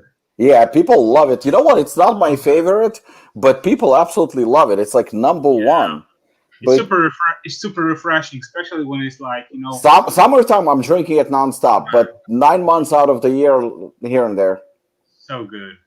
And I think it's good for us to have guests just for the fact that it brings something. I don't think we necessarily have to bring guests maybe every week because there is a lot to be discussed and we have a lot of questions and answers and stuff like that. And people do expect, because we are so diverse, all of us, but still connected through the industry. I think people are looking to get some answers to questions. When we have a guest, the spotlight, and it should be, is on that guest. And the thing is that hey, Pete, this is not fucking pre-workout. This is BCAAs. I'm not drinking a gallon of fucking pre-workout. I mean, that's what I did. I did half a scoop of Turnpike tea today with half a scoop of bare knuckle jungle juice, and that was a good little combination. Yeah, that's probably a good combination. Yeah, it worked for me. So I think that we are good. The way the setup of 5 of us is definitely very, very good. And like I said, different perspectives, sometimes different opinions as well. And yeah, I mean, we're getting questions. I was still getting questions, but I didn't forward them to Robert because we had a guest. And plus, on top of it, I think Robert still has questions from last week. So, but I think it's a very welcome addition to have maybe twice a month to have a guest. I think it's definitely good. It brings something different. Yeah, I would agree with that. If y'all got time, I don't know if y'all need to go or not, but we can tackle one or two of the questions from last week that we still have left over. Let's go. Yeah, sure. I'm down. Here we go. Some products are great, but don't market aggressively, and some products are shit, but due to popular marketing, why not call them out? I mean, I feel like we do that sometimes. I think we do call them out. The truth is that Shane and I actually talked about this, I think, when we were first introduced. And I remember Shane saying that, how come I haven't heard about Apollon? And he goes like, I just found out about the brand recently. And he made a very good point that he complimented the products, he complimented the ingredients, he complimented the formulas, but he did also, and rightfully so, criticize me in a way. He goes to me that, marketing definitely needs to step up a bit. And then a few months later, I received another compliment that we did step up with marketing. But the truth is that to have a good product, when we started Apollon first, being as aggressive and sort of proud of what we do, I was under the impression label doesn't matter, flavor doesn't matter, nothing matters as long as you have a good product. And to a certain extent, it's true, because sometimes the emphasis is too much on a label. Sometimes the emphasis is too much on fancy shit, because at the end of the day, whatever is in here has to be in here, and I have to get the benefits from it. So just because it's a fancy container, so I think at the end, it's all about balancing it, because you have to go out there and people have to find out about you. So that's where marketing comes in. I think that good products don't need, I'm still like pretty firm on this, I don't need to go and spend shitload of money on marketing as brands that have shit products. I still think so, because as long as I'm pushing it out there and say out of 100%, 40% find out about us, those 40%, if they're happy, if they know that they're getting a good product, if they know that they're getting solid product, solid formula, they benefit from it. It's I think the word is spreading. There's nothing stronger than word of mouth. Nothing. Now you have a shitty brand putting shitty products and then getting crucified by 5 of us. They spent a lot of money on marketing. They have the best athletes, the best social media, the best. But then, you can sell to a person anything once. But then once you sold it to him, if the product doesn't deliver, I don't give a shit who you have on board. I don't give a shit, how you market it. A bad product is a bad product. And, and all your marketing money and everything else, we've seen many companies, they fucking come and they explode on the market and then they die down. Why? Because the marketing will not be enough to sustain. So I think that, the question is right, but it's all about balance. You have to bring both. Shane was absolutely right criticizing me for the fact that, okay, you're a little bit too proud. You're a little bit this, somebody like Shane should have known about Apollon 2-3 years ago, but he didn't. And that was not because the product is shit. It was because he didn't know about it, because we didn't let him know about it, because the marketing was not there, because we didn't reach the right channels. And that's very important. So I think balancing both is where the key is. Okay. I would say the calling out thing is tricky, because you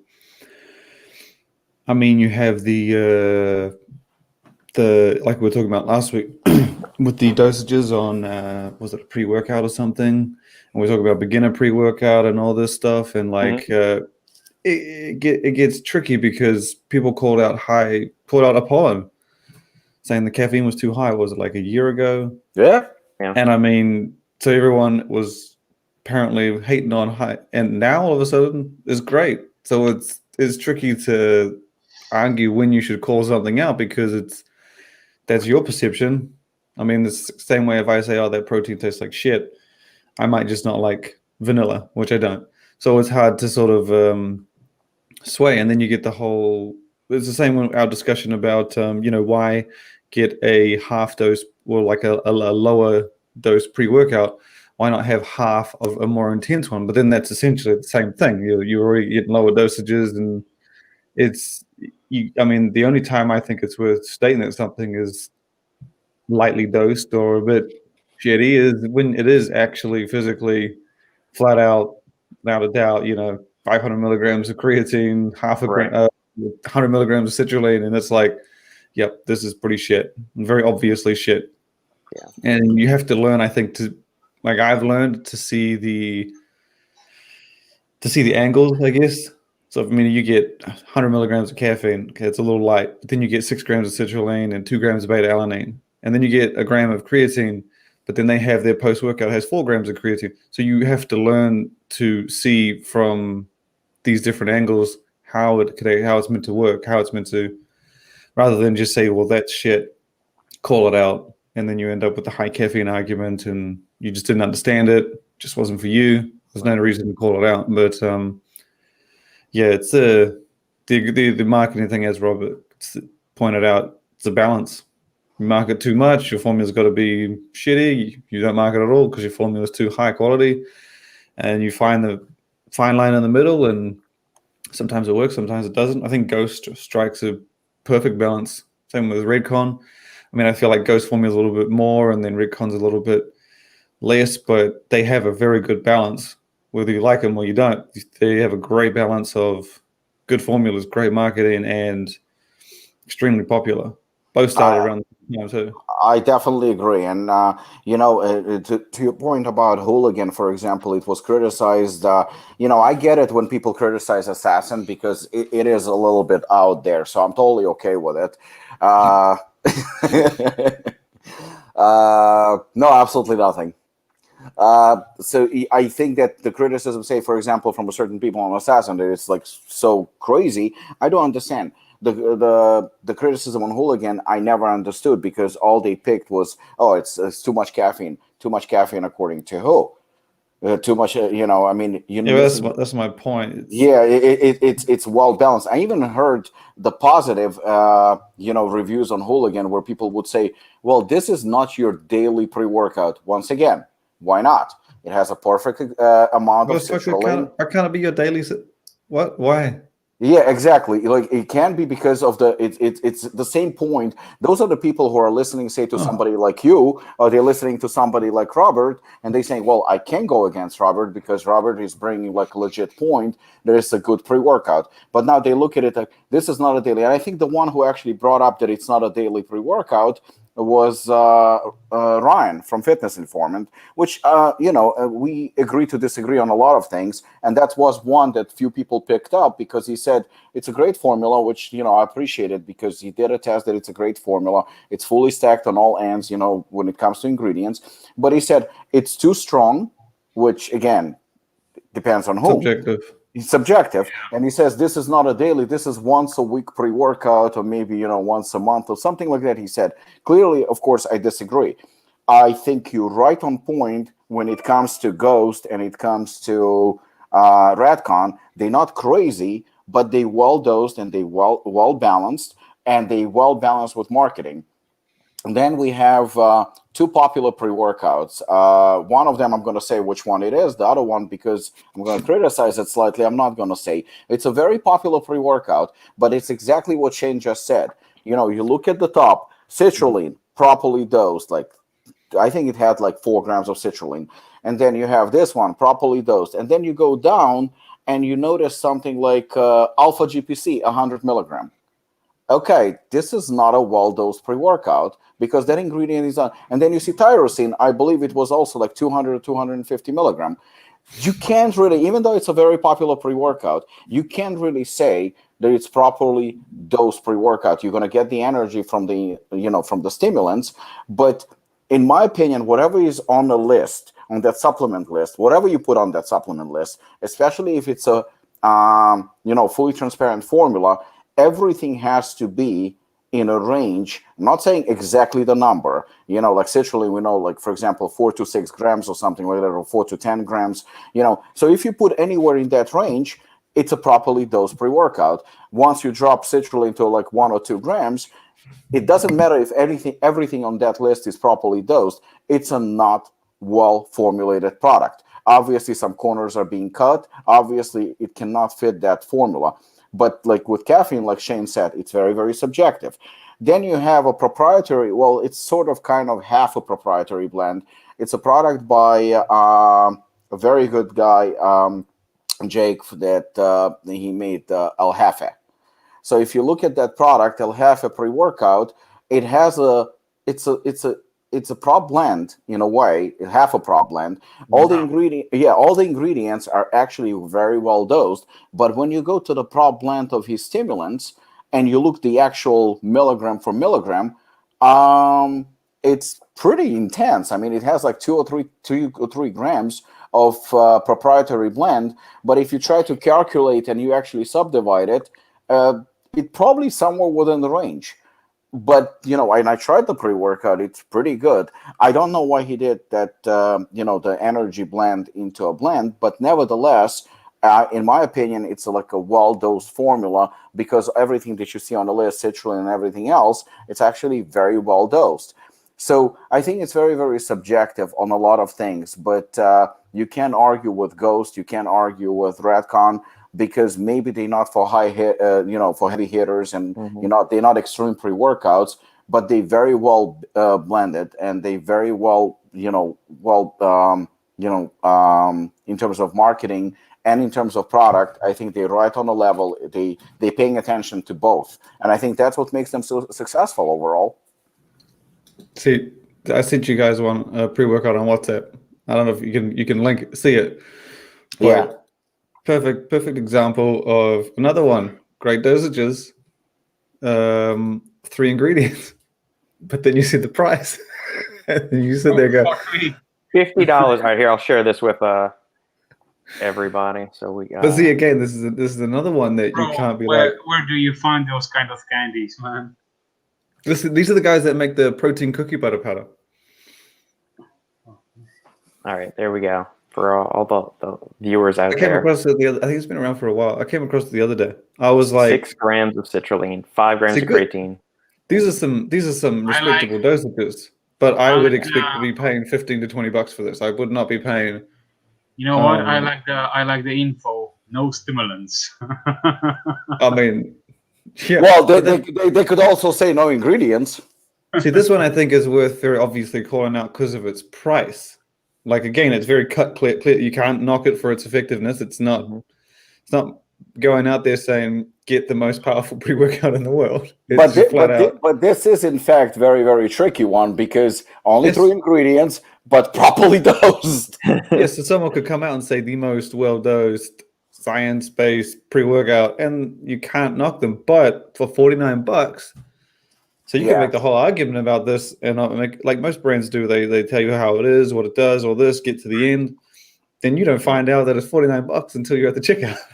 Shane, are they a popular brand? They're popular for their cookie butter. Okay. They make like a powder that you can basically mix with water, and it turns into like a dough nut butter, like a high protein thing. And it's I only just come across that because they like on their site were like, oh, we make supplements, and I was like, I'm interested. Not anymore. And I was like, this is, but again, it's subjective. Like if someone said that was like underdosed, I'm more like, no, pretty well dosed, but you're not. It deserves to be called out because it's not $49. Agreed. I mean, that's the same price as Devastate. Yeah, but you know what?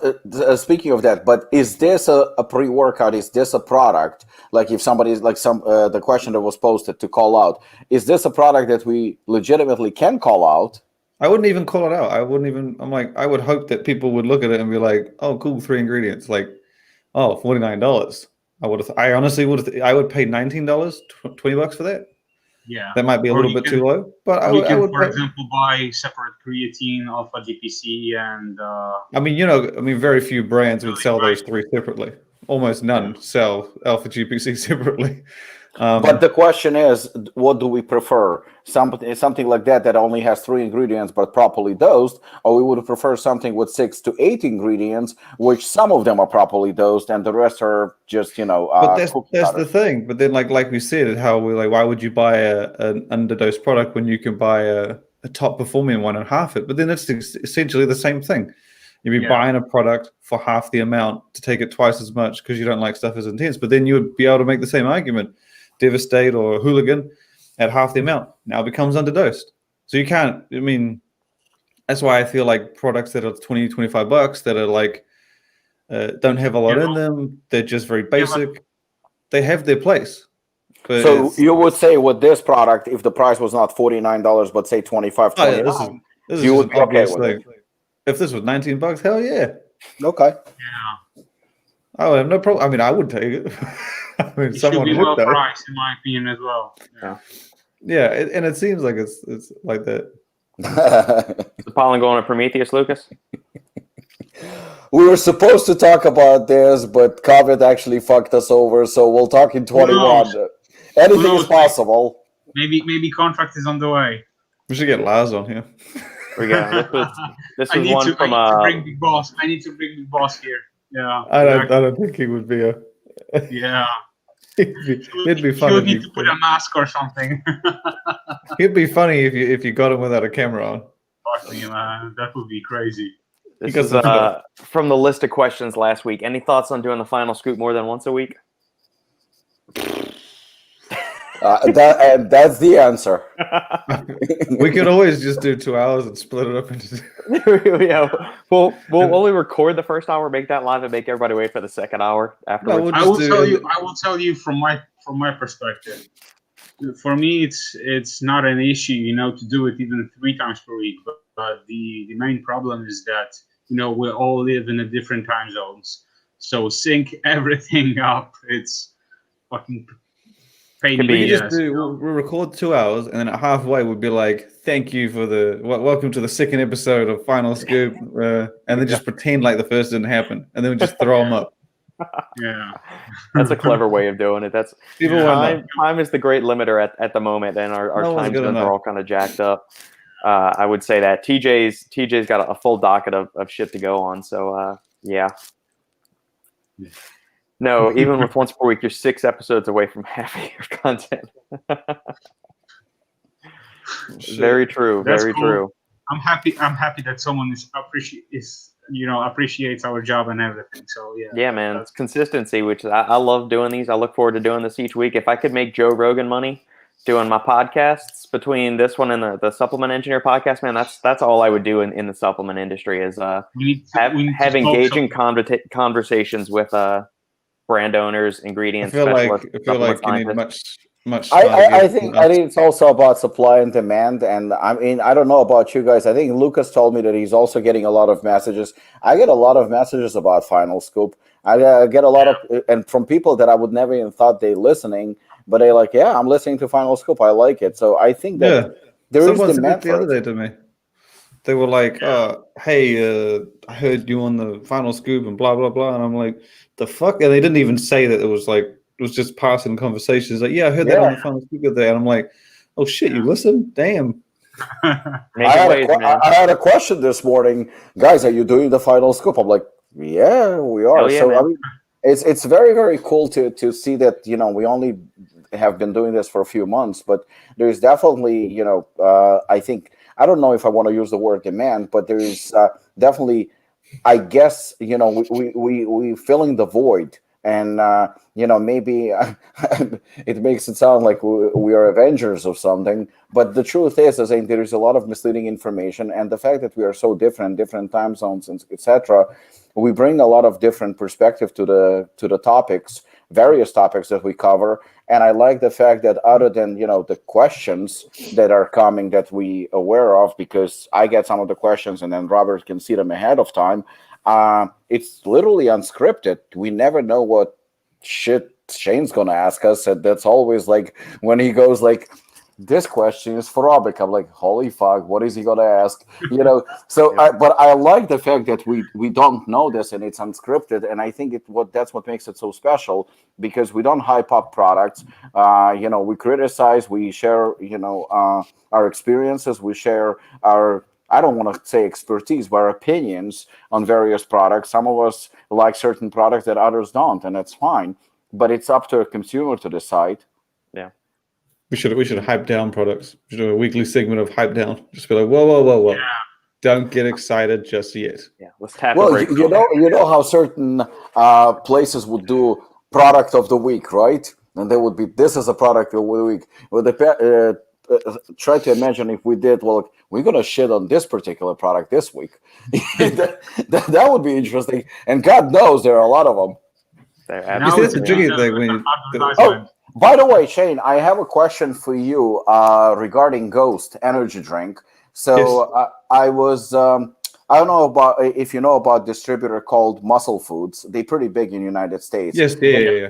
Yeah, they're not as big as Europa, but they're pretty big. So I was actually placing an order for Apollon Gym a couple of days ago, and I called the lady and my sales rep, and I said I want to place order for energy drinks, and she goes, yeah, no problem. But just to let you know, even though I didn't want to place an order for Ghost, I wanted to place an order. It just the demand was not that crazy, and word of mouth spread very quickly. I'm sorry, not to shit on anyone's parade, but it wasn't very popular. 3D, on the other hand, absolutely flies, and we were asked to bring Rain. Oh, yeah. So I said to her, no, I said I wasn't ordering Ghost. I said I was ordering 3D. I said Rain, and I wanted to pick up some America Labs. She goes, oh, okay, good, because I thought that you called me about Ghost. I said, why? What's up with Ghost? She says, well, we're not going to have anything in stock for the next couple of months. Damn. So, yeah, I mean, I know it's good when things sold out, but when she said few months, I said, is there a problem between you and Ghost? She says, no, it has nothing to do with us. They sold late through a with shitload. Yeah, and apparently it's like she said few months. She didn't say a few weeks. So I was very curious. Do you know anything about it? Aluminum I mean- shortage maybe for the cans? I don't know. Like, I know because I remember I told you guys the first run I had was like, I don't know, it just seemed way off. The taste was we talked about this, right? was just crazy weird. Like the initial taste was there, but it had like a tang and like a bite, and the sweetness wasn't that like great for me. Like it was like an average drink to me for maybe 2 or 3 of the flavors. And then I mentioned it to Ghost and said, hey man, what because I remember Chips Ahoy had a thing where the first run was like a bit funky, and then they basically corrected and improved it on the second run. And he said, no, but he had heard people. So from some run, like there was a first batch or run that went out to a few retailers, which is what we saw initially with like, I think it went out to a few supplement retailers.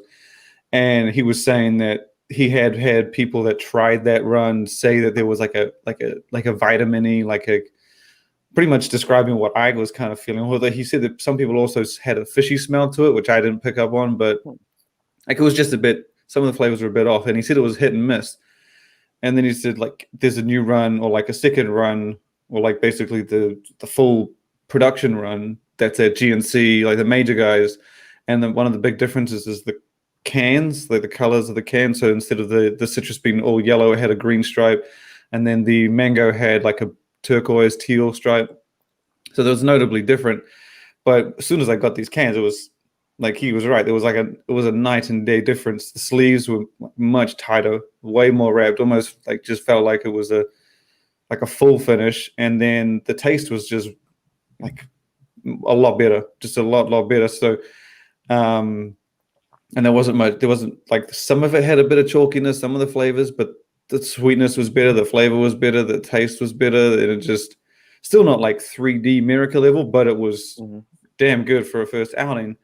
And from my understanding, maybe that full second run only went to like mainstream stores like GNC and all that stuff, because I didn't see it at the smaller guys that had that first lot like early. So maybe Muscle Foods is getting like a second run, but like I don't know, maybe it's just going to take them a while. Maybe there is a shortage or something, and they are like expecting the. I don't imagine Ghost launching an energy drink. They're the brand that would hold off. Like they would hold off. They would hold stuff back. I think they would be like, oh, let's just wait 3 months before launching to ensure they would have planned for an outage, I would think, well before they launch this. So I have to imagine that it's either like they have sold more than they think, or maybe there's some other reason, like they're trying to place more importance on stocking because it's the big distributor companies carrying them. So maybe they're trying to fulfill like the giants that they've already got lined up before they do, because Muscle Foods wouldn't have been, I don't think it would have been their typical customer. So I mean, they don't even sell their supplements. So maybe it's like a picking. I don't know. Maybe they just put more importance on the big guys.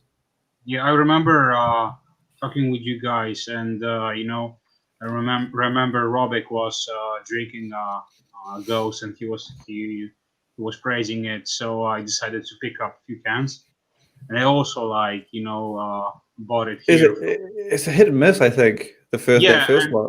I wasn't like I told you, and I also like noticed that the flavor wasn't good. You know, I was expecting like after reviews on the YouTube, you know, I was like, okay, so maybe the flavors were gonna be amazing, you know. But the only flavor that I liked was the Warheads.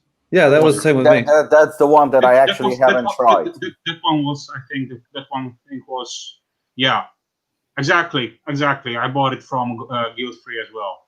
And, you know, personally, I'm a huge fan of Miracle Labs, and, you know, Dog blows up the water. It's still my number one, and number two, I think it's 3D Energy. And what these guys are doing down there is amazing, you know, and the second run, even though it was better, like that first one, it gets same. I liked Warheads, but the sour patch, the citrus and mango, the citrus wasn't bad, but it's just the taste wasn't like full. Yeah, man. The aftertaste was there, but the second run was like, for the ones that were not that great, was night and day difference. You drank it, you noticed it as soon as you drank it. It was like, a lot of people say that to me. They'll be like, "Oh, don't worry, my second batch is better." I'm like, "Yeah, that's what everyone fucking says." And then I drank it, and I was like, "You wasn't fucking lying. This is just night and day." The Warheads was pretty much the same. Did you notice a difference in carbonation between those two? Between batches. Did you notice the carbonation difference? I'm not gonna lie. The tanginess and aftertaste really made it difficult to pick up on the carbonation between the two. I do know there's different carbonation from flavor to flavor, though. They mentioned that it's kind of like grenade, how they have different consistencies and layers from flavor to flavor. I believe that's what they tried to do with Ghost. They tried to mix up the carbonation to suit each flavor, or from flavor. I don't know the exact difference, but yeah. So I mean, it was their second run. People said that to me. They said, "Oh, it tastes like vitamins," and I'm like, "Yeah, dude, completely agree." Because I had a batch that was like that. But the ones with the different color sleeves, it's try them. Give them a second run. Someone was saying $35. What's his name? That what was the name of that retailer? RYSE Supps. They had it for $25 for a case, which is pretty damn good. That's where I got mine originally. But again, it doesn't beat what $1.50 Monster. Right. Yeah. Station. I mean, it just come close. I still same with Lukasz. America 3D. I mean, Ghost was a good first outing, and I know they're going to improve as they go, and they'll probably do even better with their newer flavors. I would still say it's a good entry, but America and 3D just my tops. Yeah. Pretty clearly. Robbie, athletes need a new energy drink. Get working on one, man. Make it happen. Apollon Nutrition energy drink, the one for athletes. A gallon a hooligan energy drink. There we go. Gallon. Yeah, that would be good. No, I agree with everything you guys said. I tried. I didn't try for Warheads. Mango was the one I was looking for the most because I'm a huge mango fan, and it was a huge disappointment for me. Huge disappointment. I couldn't even tell if it was mango. It just wasn't that great. It wasn't disgusting. It wasn't bad. It just wasn't what I expected. The citrusy one, I thought it was okay. Not great, but definitely okay. Sour Patch, no opinion whatsoever. It's okay. But it just, like you said, and I can even see by demand and what people like. 3D, Rain, they couldn't touch them. RYSE, and obviously Monster, I just don't think they're on that level. But on the other hand, if they sold out, maybe they did great. Maybe they did pretty impressive. I don't know. It was a good entry, and they definitely more expensive than anyone else, and they created a lot of hype, which is nice marketing as well. But in terms of taste, no. selling a badge, it's not not difficult, but just like keeping customers, with you, that's the hardest part. Yeah, I have to imagine it's like maybe they've got stock set aside for someone larger. I don't know. It doesn't. Of all the things we're seeing go still, very rarely do they sell out for a few months unless there's like, I mean, chips. But they would just do another run would be quicker than a few months. I have to imagine that it's like, again, they did this. Issue. They did the smaller retailers at the beginning. Then they went to GNC and Vitamin. Was it Vitamin Shop? Like I don't know if they were Vitamin. I know they did GNC like a month later. So maybe they've got another retail lined up a month after that. And then they've got, guys they're trying to stock before then going back and, refurnishing or refreshing the original lineup. I don't know. But I'd probably ask. Yeah. Well, we can reach out to Dan or Ryan and get the full word on, or the official stance on it or whatever. I mean, I know there's an aluminum shortage because a lot of the major like soft drink companies here in the States are only like limiting down, like they're shrinking their stock. If they were usually producing like 16 different kind of drinks, they're shrinking it down to like 4 or 5. So you can find Coke and Diet Coke everywhere, but you can't find Fresca and certain pineapple soft drinks or orange soft drinks and things like that. So I mean, it could be that might be an issue too. I don't know, but let's not pontificate and speculate too much. We can do our due diligence and reach out to Dan. So yeah, we weren't recycling our cans enough. We weren't putting them in the right. We're just throwing them in the ocean. Probably. It's all the beer drinkers, which is not me. It was funny. This was, I guess, maybe pre-COVID or right at the beginning of like March or April. We were walking through the grocery store and we were passing by, like, so when you're leaving the grocery store, you've got the checkout aisles, and then you walk by and usually like there's the little, the flower shop area where they sell flowers and things like that. And they always have the balloons where they fill up with helium. And there was a big sign that says, "Due to a worldwide helium shortage, we are not able to offer balloons right now." I'm thinking, how the fuck do you run out of helium? I don't even know how you make helium. Yeah. I'm not smart enough to figure that one out. So I'm assuming if someone tells me that I actually have a podcast this week with someone who's going to make me feel like a complete fucking moron, is the Gorilla Chemist. Oh yeah, Brian. Yeah, he's a sharp dude. He was like, "Oh yeah, I want to do one and talk about the details behind Metabolic," and I was like, "God damn it, bro! I said to my wife, I was like, I'm gonna feel like a fucking idiot. I guarantee you. He's like, oh, I was like, dude, I scrapped science like 2 years from finishing high school, right? Yeah. I dropped it as soon as I could. I don't even know the basics. I've learned what I needed to know. This guy's gonna ruin me. There you go. I remember doing it with John Meadows was the same. Yeah. He still owns his line, right? The chemics. I assume so. He's still behind it, still helping out. I don't know full ownership details, but still the Gorilla Chemist Chemics. I mean, don't know much more than that. Right. Yeah. Cool. All right, gentlemen. For all of you tuning in on live stream, thank you for joining us for the this marathon podcast. We appreciate it. If you like what we're doing here, like, comment, subscribe, hit the notification bell, and always join us for these Saturday chats for the final scoop. Thank you, my friends, for joining us, and we'll talk again soon. See you next week.